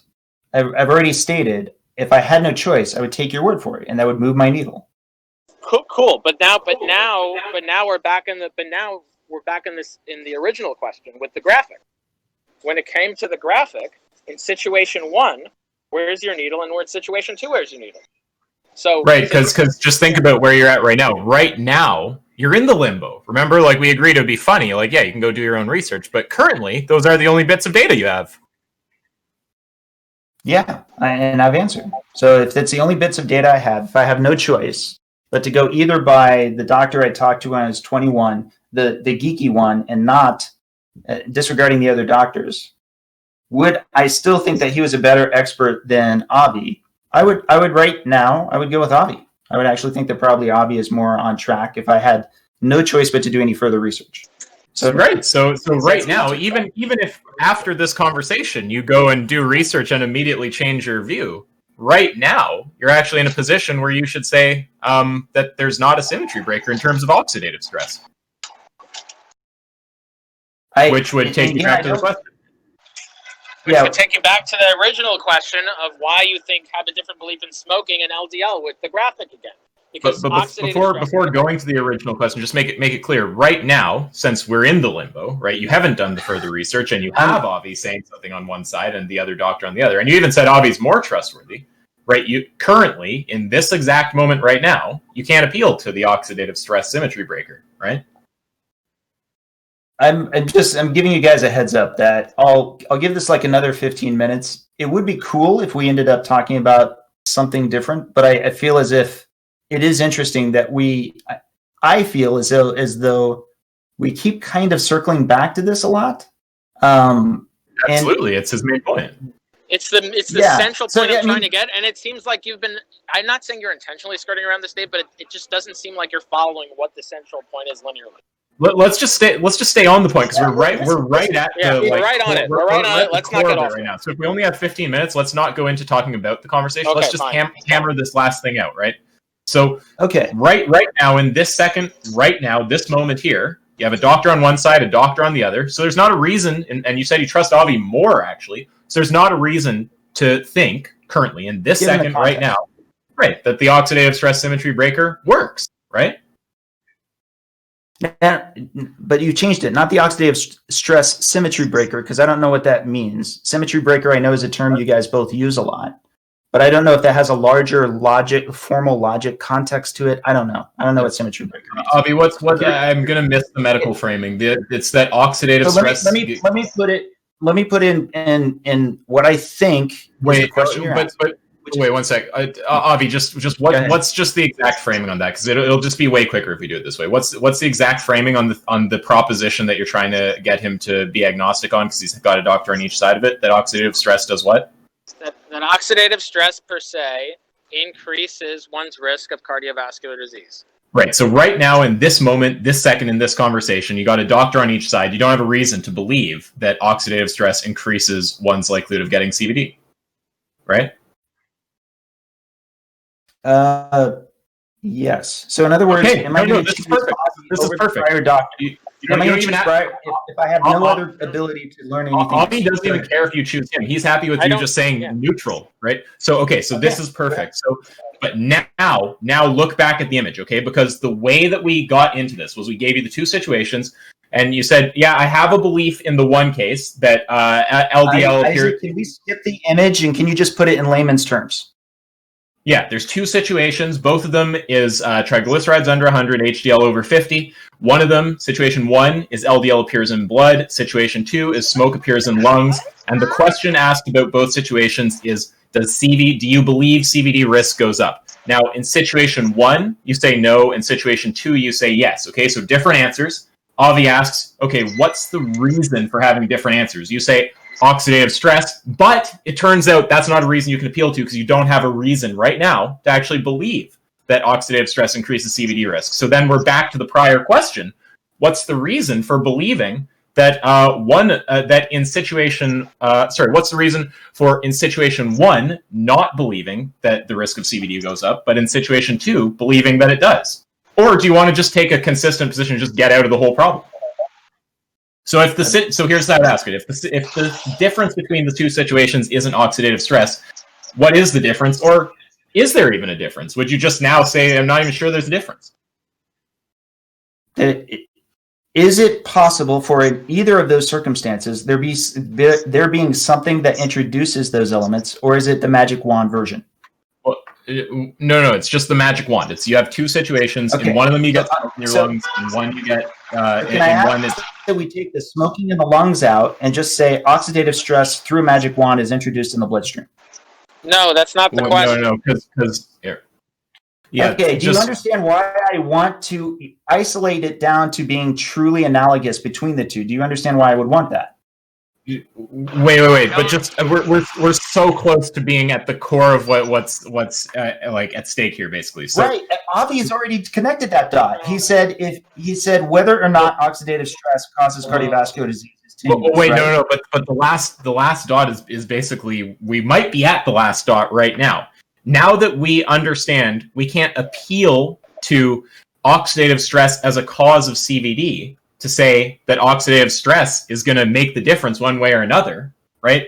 The question is, what's the basis for, in situation 1, not forming a belief about CVD increasing, but in situation 2, forming a belief? If it's not the oxidative stress difference, then what is it? Avi, you know what I'm talking about when I say the word pleiotropy, right? I know what you're talking about, but that doesn't answer the question, Dave. Okay, well, that's why I'm asking for the magic wand version of the introduction of the oxidative stress. It's the magic wand. It's not oxidative stress. Magic wand for smoke. Magic wand for smoke. I mean, it's just there on the graphic, Dave. Like here, I can ask it like this. Just, do you still think that in situation... Okay, so we give you the two situations. You know what they are. HDL over 50, triglycerides under 100. Situation 1, LDL appears in blood. It's all magic wand. Situation 2, smoke appears in lungs. Do you still take the position that in situation 1, you have no belief about whether that increases CVD, but in situation 2, you do lean towards it causes CVD? Hi, how are you? Yeah. Okay. I'm going to give you the answer, but the problem is that the answer is confounded by it being smoke and not oxidative stress through the magic wand.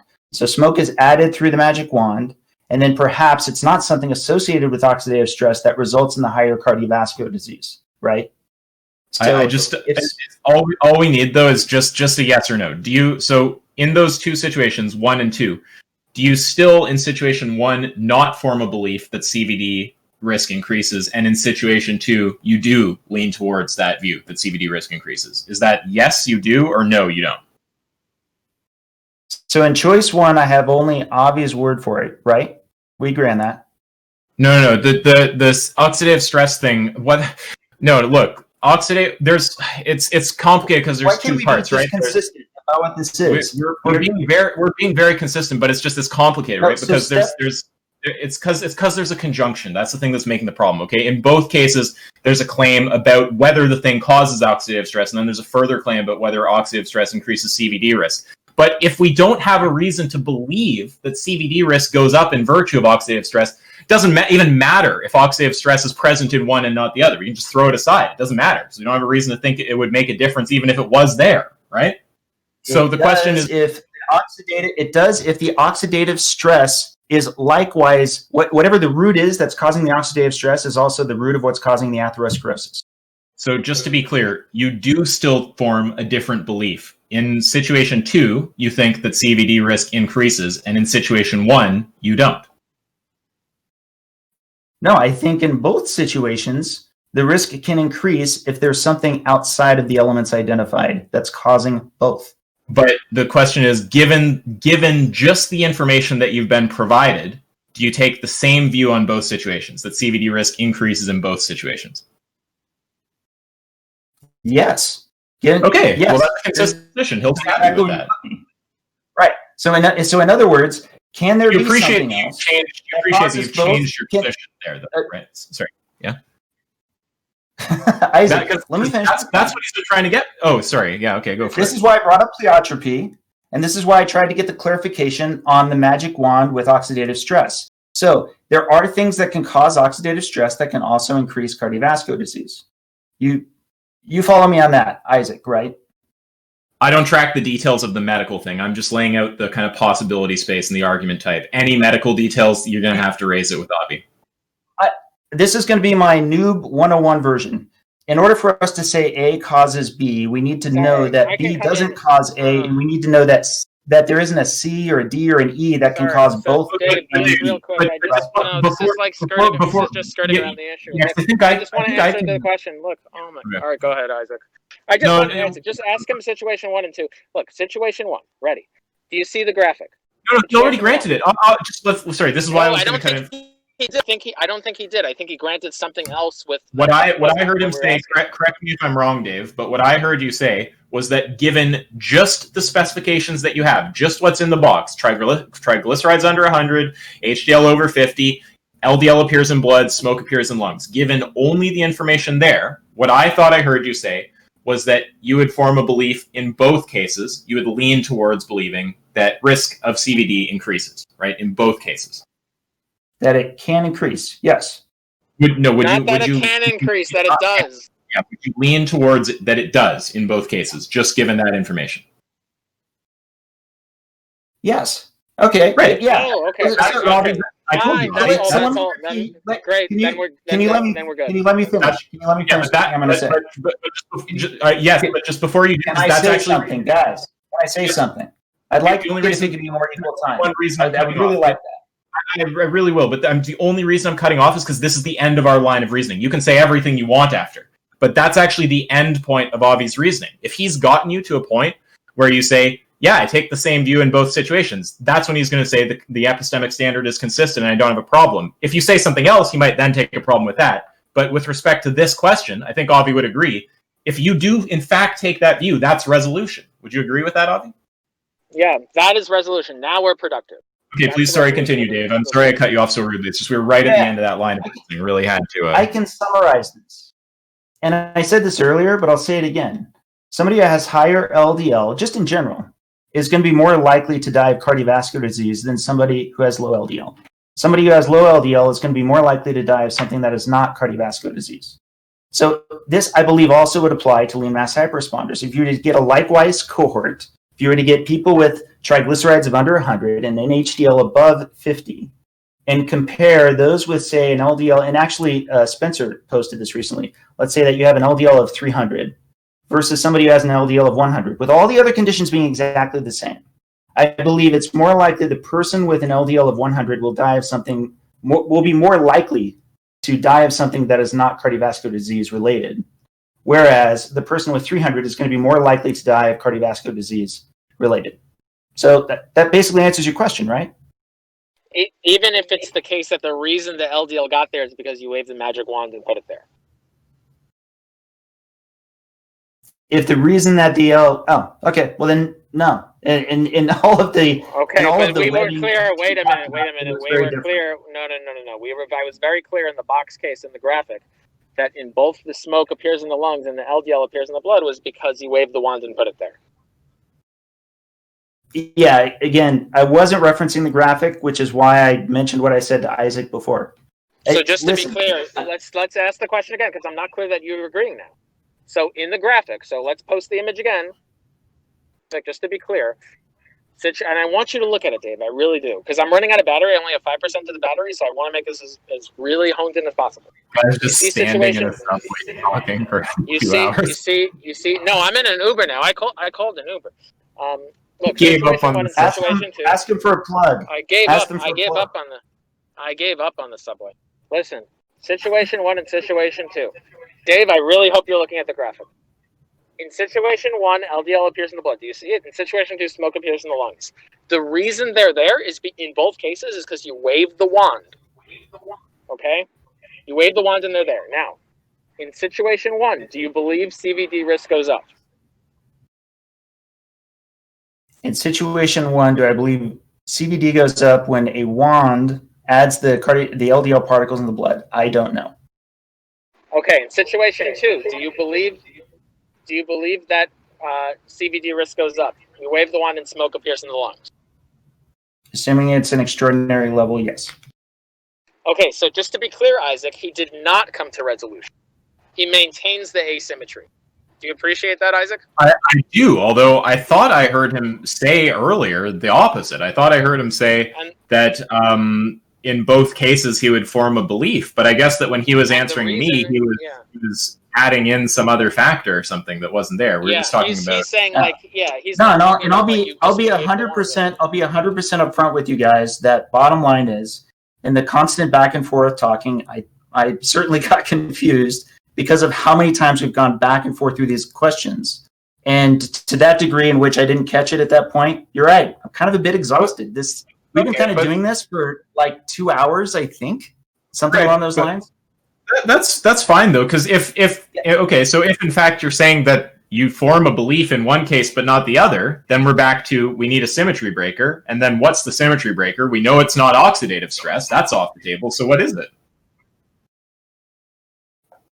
So you're talking about why it is that I would think LDL particles alone in the magic wand scenario wouldn't increase the risk for cardiovascular disease.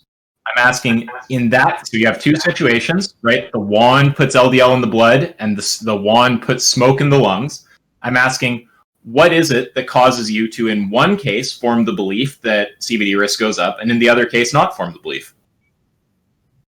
Because of what I've known before up to this point, in that the higher levels of smoke would ultimately result in higher cardiovascular disease. I mean, that's obviously for you. It's not some kind of medical thing. No, it's just okay. No, but wait. Hold on. So the symmetry breaker is not oxidative stress. It's something else now. He's saying there's some symmetry breaker, and it's, although this language might not mean anything to Dave, he's saying it's some kind of background knowledge he has about the effects of smoke. I don't know what exactly it's supposed to be. But yeah, the symmetry breaker, it's not oxidative it's just stress. It's some kind of background knowledge about Okay, I gotcha. So it's not oxidative stress. It's something else. It's background knowledge. Okay. But that's because you want to clarify what exactly background knowledge smoking is, again. right? But the whole process of Isaac. Okay. Sorry. Well, I was just gonna. Yeah, sure.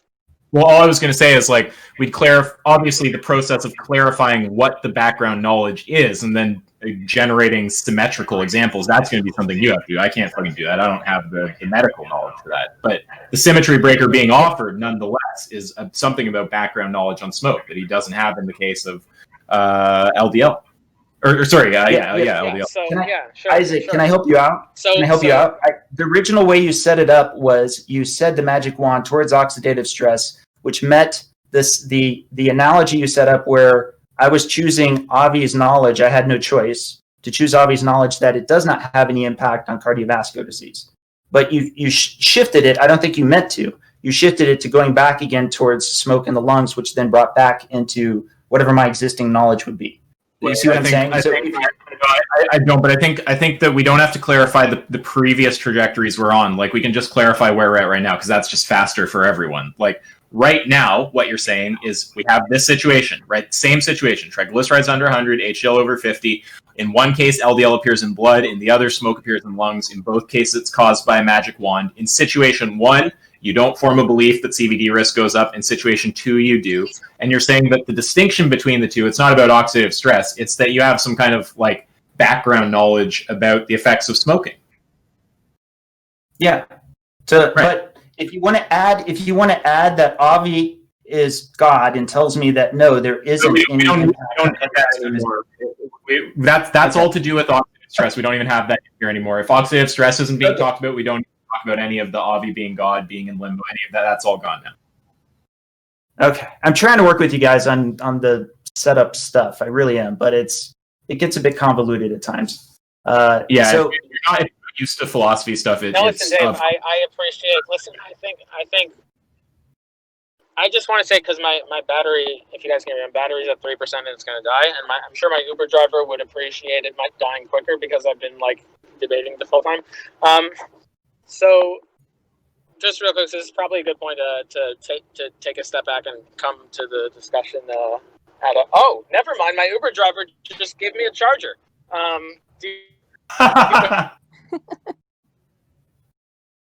Pixel. It uses like USB-C. You can like a room full of people like cheering him on for doing that. You're like Popeye who got his spinach. Samsung, yeah. Oh, no, a Samsung charger? Yeah.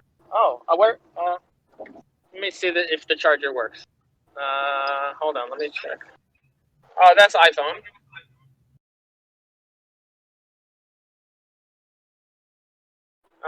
What is this? This is a US. What is the other end? The other end is. Oh yes, perfect. Yeah, that works. Yeah, it's good, but it has to get plugged in somewhere.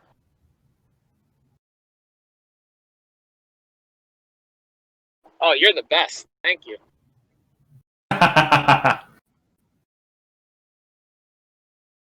Wait, let me just. He's trying to plug it in. Let me just see if. You got it? Yeah, it's charging. Thank you. All right, 3% and charging. All right, beautiful. Okay, cool. Okay, so now, first of all, I appreciate you engaging with the philosophy. I know it's outside your realm, Dave. So thank you for that. Now you're saying it's background knowledge. Now, what I want to know is what background knowledge are you appealing to give you the belief that smoking causes that smoke by a magic wand will cause CVD. Like what background knowledge are you appealing to for that? Is it something specific, or is it just people saying that that's the case? That smoking causes cardiovascular disease? Well, that I've come across constantly in looking into heart disease in general. The exact mechanisms involved, like I said, that's not as much my wheelhouse. But whether or not it's a risk for cardiovascular disease, that's a definite.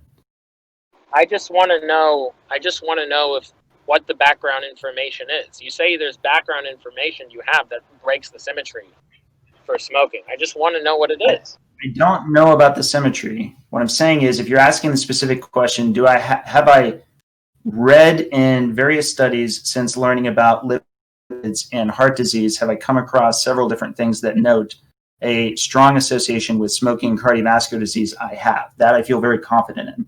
Whether or not the initiating mechanism is oxidative stress, like I said, that I don't know that I can state as strongly on. So just to be clear, your background knowledge is that you've read multiple papers that show a strong association with smoking and cardiovascular disease. Is that correct? Yeah. Okay. Isn't that also your background knowledge for LDL and CVD, that you have seen multiple papers showing a strong relationship between LDL and cardiovascular disease? And to clarify for him, the reason he's asking that is because if it turns out the background knowledge is the same in both cases, then just like when we equalize the oxidative stress thing and you couldn't appeal to oxidative stress to form the belief in one case but not the other, if the background knowledge is the same in both cases, you can't appeal to the background knowledge to justify forming a belief in one case but not the other. But that's not what I'm doing, and I was already going to agree. I've definitely read plenty of different studies, including ones that I know Avi features, including lots of metas that make an association between LDL and cardiovascular disease. So that's not the symmetry breaker then. Then that's It's not because it's single lipid data. It's single lipid data, and I already have seen many different ways in which if you use combination lipid data, you get a much stronger association, especially if you're looking at atherogenic dyslipidemia. Okay, but if the background knowledge isn't the reason, then why is it that in situation 1, you don't form a belief that CVD risk increases, but in situation 2, you do? In situation 1, I don't form a belief that smoking impacts cardiovascular disease risk. Situation 1 and 2 always refer to the diagram. So situation 1, both situations, again, triglycerides under 100, HDL over 50. Situation 1 is the LDL appears in the blood via the wand. Situation 2 is the smoke appears in the lungs via the wand. So the question is, why in situation 1... Smoke appears in the wand. Sorry, the question is... So let's do this one. So let's do this one step at a time. Smoke appears in the lungs an extraordinary amount. I believe that it's ultimately going to have a higher association with cardiovascular disease risk. You would agree with that, right? Well, the question, I'm sure smoke is going to be, but it's beside the point what my view is, because it's an internal critique on your view, right? I could have a completely insane view. It wouldn't matter for an internal critique. So the idea is... I kind of don't want to keep going back over things, and I think you don't want me to keep going back. I don't think we're going. I think that it might seem like we're going back over them, but really we're going to the same question again, but with different information on the table, right? Because this is what's happened. Okay, the first time we went to this question, why is it that you form a belief in situation 1? That's the LDL situation, and you don't form a belief in situation 1, but you do in situation 2, the smoke situation. The first time, the answer was, okay, well, I have this belief about oxidative stress raising the risk of CVD, right? But then we realized that when it comes to oxidative stress, you don't have a reason to actually believe that it's more likely than not that it causes CVD. So that symmetry breaker, that reason for forming the belief in the one case but not the other, didn't pan out. So then we went back to the question, knowing that that's not the answer to why you formed the belief in one case but not the other. Then we asked, okay, well, do you still in fact form the belief in situation 2 and not situation 1? You said yes. So we said, okay, well, what accounts for that? On the second pass, you said, okay, well, it's background knowledge about smoking. I have reason to believe smoking raises CVD risk because there's association, right? There's associative data. But then we pointed out, well, you have that same background knowledge about CVD, about LDL, right? So then you said yes. So it turns out, okay, well, that can't be the thing that breaks the symmetry either. It can't be that the background data you have is the reason that you form a belief in situation 2 but not situation 1. So if it's not the oxidative stress, if it's not the background information, we're back to the same question. I'm sorry if we're back to the same question, but it's because none of the answers have panned out, right? The question, again, would just be, why is it that in situation 1, you don't form a belief, but in situation 2, you do? Avi, do you sign off on all of that, or have I missed anything from a medical... I sign off on all. That's exactly right. Honestly, Isaac, I had trouble listening past the point in which you were summarizing my position in a way that I was disagreeing. I didn't want to interrupt, but at the same time, that got me into thinking a lot more about how this is very problematic if we can't actually agree on what each other is saying. So if I'm stating something, I'm restating it several times through the course of this conversation. There will be a point in which I start getting frustrated when I feel like it's getting restated again wrongly. And my position is getting summarized in conjunction with a whole bunch of other elements. And that's going to frustrate you. That's going to frustrate you in turn, because then I'm not listening to a lot of the rest of what you're saying. Because the first thing you said was something that... Let me save you the time. I'll just grant that I just totally fucked your position up and didn't say it correctly. Let's just grant I have no interest in even attempting to defend my characterization. I'll just give that to you. Let's just ask the question again, though, right? Why is it that in situation 1 you form a belief, and in situation 1 you don't form a belief, but in situation 2 you do, right? So then that's not being evasive at all. I'm legitimately saying I might have got your position wrong. Okay? Would you agree that we've stated and restated and have come at these two different situations several different times and have applied different modifications and then also pulled back from them? Would you agree that that's happened over the course of this conversation? Okay, I'm going to answer that question, but I just want to say what you're doing right now is talking about the conversation. And you said you only have limited time, so I just think it's better to spend time just having the conversation. Do you really want... I'll answer that if you want. Do you really want to do that? No, I've extended time to try to do this in what I'm hoping is an attempt to at least come to some closure where we could both be somewhat satisfied. Okay, yes, Dave. We've gone back and forth. I don't think that we've changed anything we've said, but I think that yeah, there's been a modification of the position, etc. As we've gone back and forth. Sure.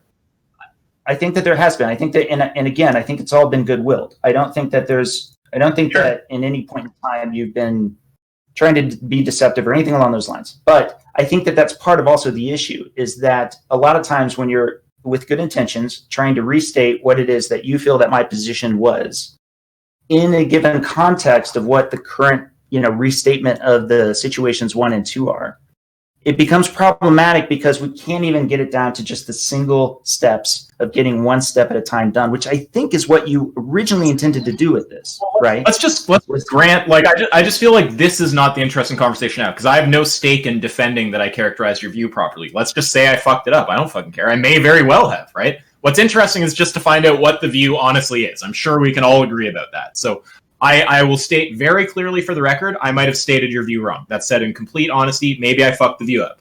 But the question is just, why is it that in situation 1, you don't form the belief, but in situation 2, you do? Okay. Can we wipe the slate clean and then say, let's restate the position? I'm going to try to restate situation 1 as I think you'll both agree with. Are we ready? Yep, absolutely. More smoke appears in the lungs, commensurate with, say, 3 packs a day. Sorry, that I didn't mean to rudely say it, but no, situation 1 is the LDL situation. So you might want to look at the image, because the image has them all labeled. The last time I looked at the chat, it had it. The image has not changed. The image has been the same. Right. Yeah. Here's the problem. Honestly, I'm really kind of getting exhausted with this.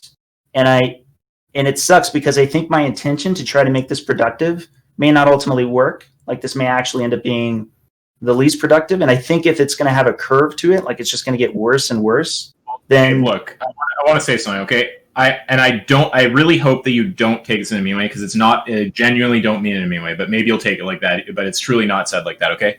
I think this is productive, and I think this is the problem with your position right here. The fact that you can't deal with this line of questioning. I think that's the problem. Like, what is the answer to this? Line of questioning. Yes, I think that is the problem. What is the answer to the question, right? Why do you form the belief in situation 2, but not in situation 1?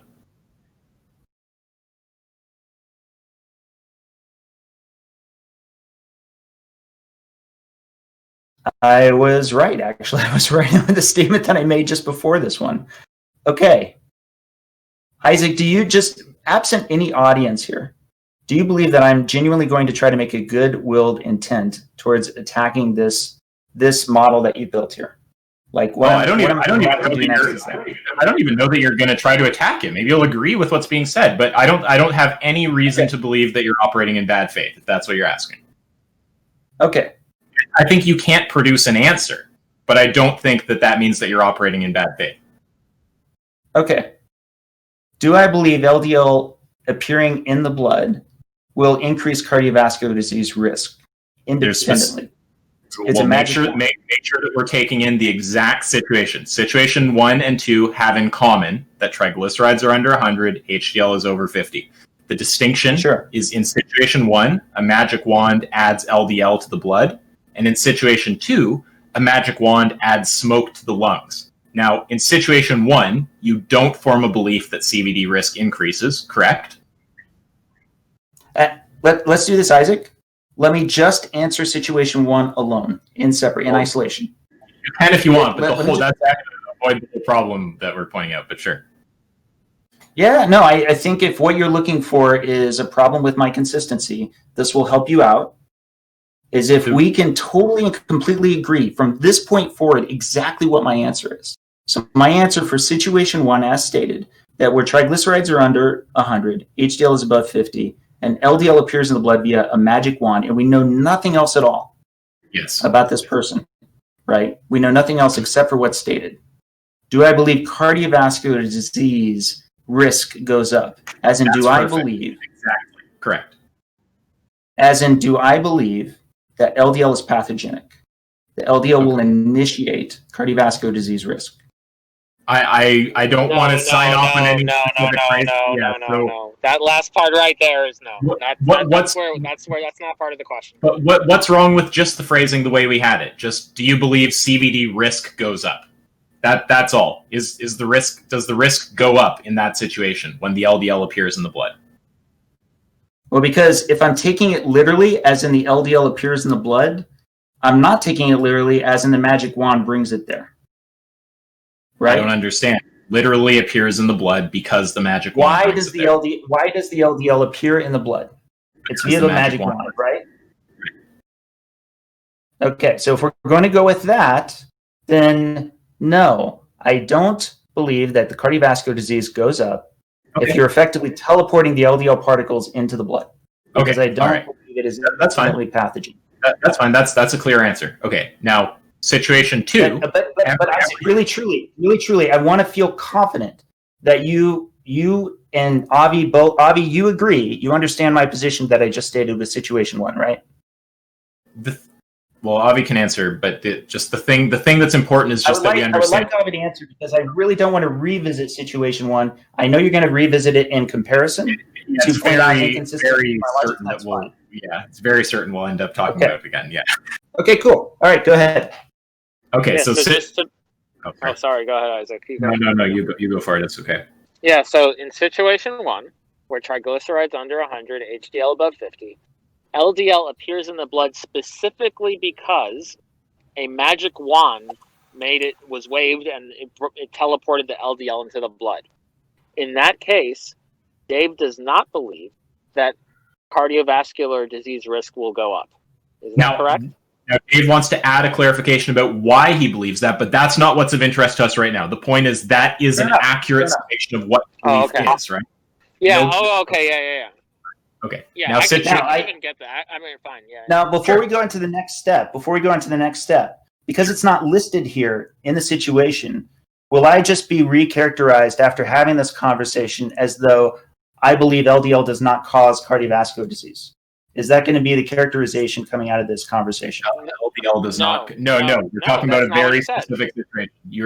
We're clear about the second that a single variable is changed about that situation, we don't know what your position is anymore. Okay, we're on the record saying that. You agree with that, Avi, right? We know his answer, which is no, the exact conditions we have here. Triglycerides under 100, HDL over 50, the LDL appears via a magic wand. That's the situation he said he doesn't form a belief in. We have no idea what his beliefs are in other situations with LDL. Okay? Is that fine, Dave? Okay. Now, yeah, that's fine, but I want to make 2 important stipulations that are extremely important. One is, if you're taking me down this road and us using the magic wand variable ultimately results in people basically trying to make use of this conversation to state plainly that I don't believe LDL particles have any part to play in cardiovascular disease. We'll say on the record right now, we'll say exactly what you want right now, right? We will all say to anyone who wants to do that, here's your clip. You can clip this moment. Okay, we are not signing off on your general view being that LDL does not raise CVD risk. You agree with that, right, Avi? 100% I agree with that. Loud and clear. You can clip that out. Anyone who tries to do that, there's a clip that proves that that's false, okay? And I want to go to stipulation number 2. Stipulation 2 is, I don't know this for certain, and for that matter, I emphasize and do so regularly that I'm cautiously optimistic in the context of there being low triglycerides and high HDL in the context of high LDL, particularly when it's a fat-based metabolism, right? But the reason I emphasize that is because I 100% could be wrong. LDL particles could independently cause atherosclerosis. And I know this isn't relevant to the logical thing you guys are taking me down, but I need to reemphasize that for anybody listening who might feel as though this could be summarized in such a fashion, right? Yeah, we all know how annoying it is to be taken out of context. Absolutely no worries. Totally get it. Cool. Situation 2? I appreciate it. No worries. Yeah. I honestly get it. I've had it happen to me a million times, and about worse things like being a Nazi, so it's fine. So situation 2, in this situation, again, same with triglycerides and HDL. Triglycerides under 100, HDL over 50, smoke appears in the lungs, again, via a magic wand. In this exact situation, do you form a belief that CVD risk goes up? I do need a qualifier. I do need to see if indeed I can use the 3 packs a day level of smoke. Right. That's to Avi. That's fine. Yes, you can use the 3 packs a day for the sake of this conversation. Okay. Okay. Do I believe cardiovascular disease risk goes up? Avi, I want you to know that I'm being very specific in how I'm answering. Do I believe cardiovascular disease risk goes up? I do. Okay. So now we clearly understand that situation 1 and situation 2 as given. These exact situations, okay? The similarities are triglycerides are under 100, HDL is over 50. The similarities are in both cases the new agent appears via a magic wand. In situation 1, it's LDL in the blood. In situation 2, it's 3 packs of smoke a day in the lungs, okay? And the question asked about both situations is, do you form a belief that CVD risk goes up? Under those exact conditions, your answer to question when asked about situation 1, with the blood, LDL, is no, and situation 2, about the smoke in the lungs, is yes. Is that correct? That's correct, but again, I want to reemphasize, believe is not the same as I'm certain. So, yep, we all understand that. We're talking about just a belief, not complete certainty or something like that. Absolutely. Okay, right. So then the question is, on what basis do you form that belief in situation 2, but not situation 1? Okay. So in situation 2, I believe there are pleiotropic effects with the introduction of smoke that ultimately result in a greater risk for cardiovascular disease. Okay, I have to pass to Tavi because I don't know that. Yeah, why do you believe that? I believe that given both what I've been A, told throughout my life, and B, what it is that I've seen in the research from researching both heart disease and lipids. Really mostly about heart disease. So you offered a conjunction. I believe that because of 2 reasons. Number 1, what you've been told throughout your life.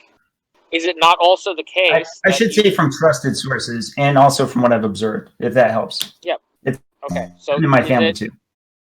Is it not the case that you've been told by people throughout your life and also by trusted sources that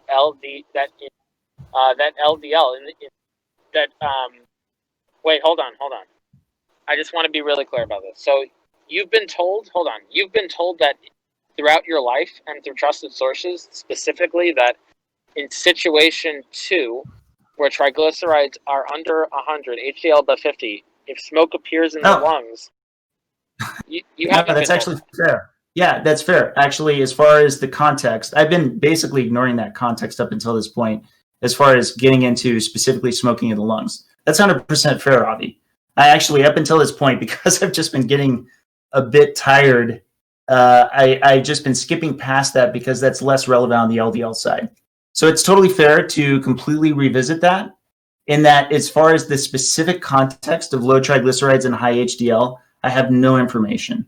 But I would still believe that it probably would increase smoke, given how much I've seen in the very study that you showed, which is that smoking does make a difference, even where triglycerides are low and HDL is high. Okay, so just to be clear, so you're saying that you would form a belief in that context because in different contexts we have some sort of evidence that smoking increases the risk, and so by sort of extrapolation we have some reason to believe that it increases the risk in this context. Was that accurate? I'm sorry, Avi, can you restate that again? Sure. So is what you're saying is that we have some sort of evidence to believe that in other contexts, it may not be triglyceride under 100 or HDL over 50, but in the other contexts, that smoking does increase the risk of CVD to go up, or that smoke appearing in the lung does increase the risk of CVD to go up.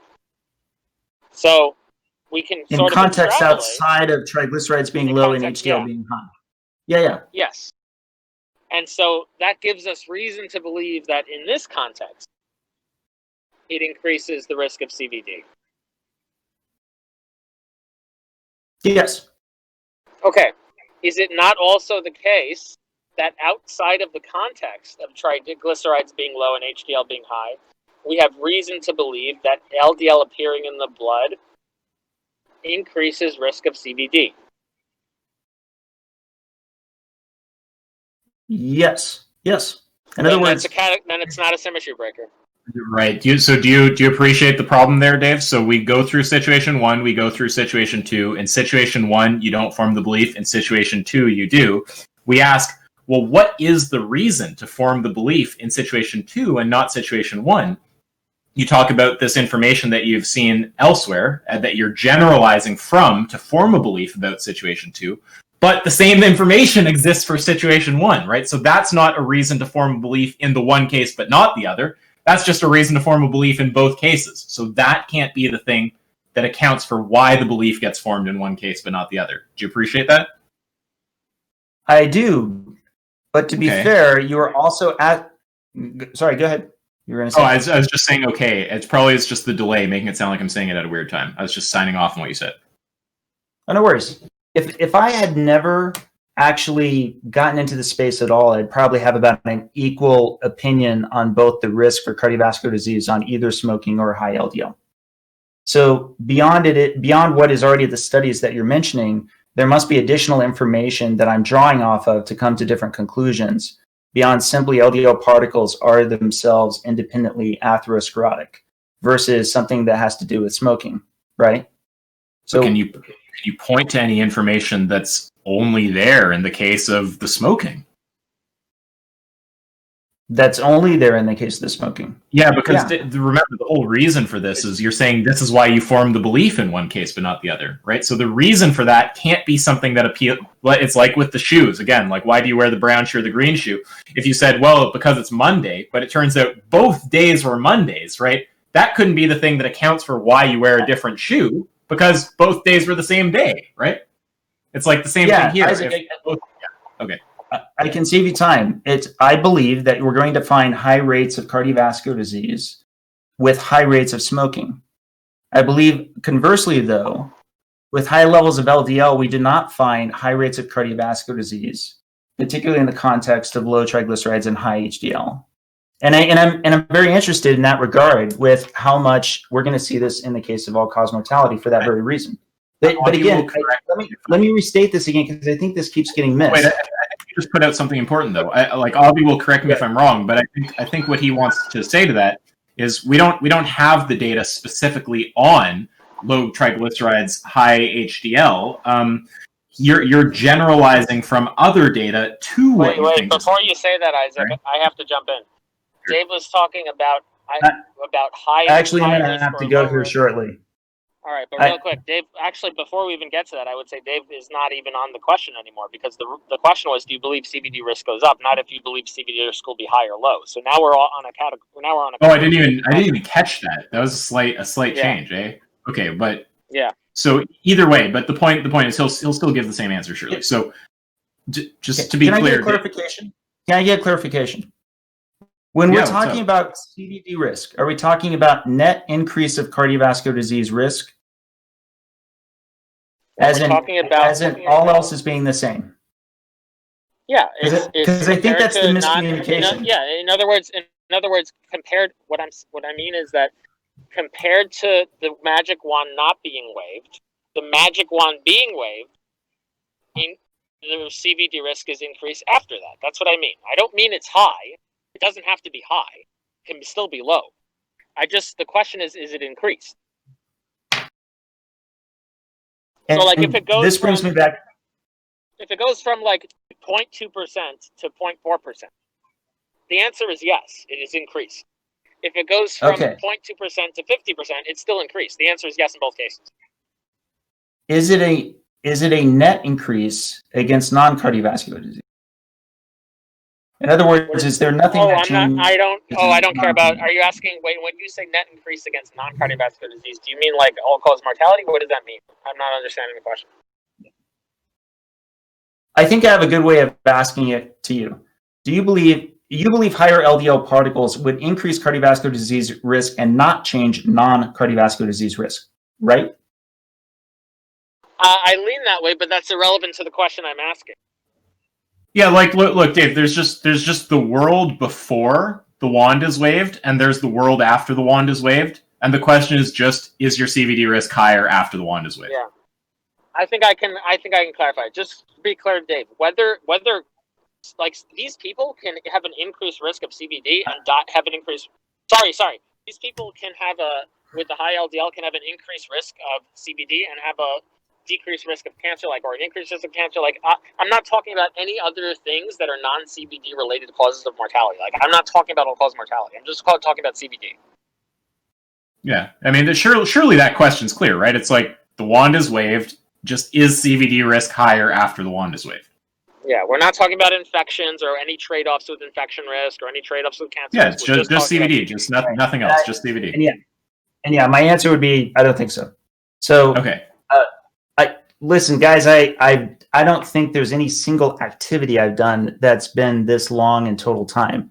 And for real, I've genuinely wanted to do this to kind of demonstrate something. This may not be the best demonstration that I was seeking to do. As I said, I was trying to showcase that I could have a good, productive debate with Avi. I don't think there was any ill will on the part of anybody involved in this conversation, but it's true. We definitely got hung up a lot. But I really think this is, by the way, just for whatever it's worth, I think to date, this is our most productive conversation. That's my honest view. Okay. That's good. It makes me feel better that you feel that way. I appreciate that. That's a big deal. But for real, I want to appeal to not just you guys, but anybody who's listening. I really think there needs to be more productive discussions. I really do, particularly between and to what degree it can help to further bring forward not just inconsistencies, but what the data really says. That's going to be great. But it's true. I think a lot of that's best accomplished if it's, I don't mean to trigger Avi. I know this has been kind of an unusual week, but I do hope that we can get better on the approach for making it happen. And for what it's worth, I've actually sought to arrange more things behind the scenes. I think the Tro and Lane Norton thing went really well. And I've wanted to get more of that going on. It's been a little bit more of a challenge than I thought it would be. So all right, anyway. Well, one thing I just have to say in response to that, I've been very clear about my answer to that before. There's certain people who engage in text cucking, and for that, I will not change my approach. In fact, if anything, at the point I am now, I think the appropriate thing to do is to be more demeaning to them, if anything, than less. Yeah, I think it's very important to start a social norm, to reinforce a social norm around shaming people who text cuck. Yes, these people ought to be shamed. It's a good thing to shame them. It's disgraceful behavior. Yeah. We'll agree to disagree. But for what it's worth, I hope this ultimately proved to be a useful exercise in retrospect. I definitely will. Absolutely.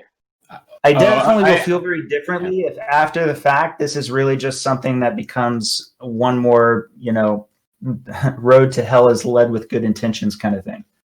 So anyway. Well, I mean, people will go and say, X owned X or whatever, but between the people who actually talked, it was obviously a good faith and interesting. So it sounds like you're wanting to end the conversation now, which, to be fair, I bet we probably should too. I mean, I have fucking a bunch of homework to do, but when you guys do pick up, this really is the question that just needs to be hashed out, right? Why is it that we form a belief, or you form a belief in situation 1, but not situation 2, right? It's not oxidative stress. It's not the background knowledge.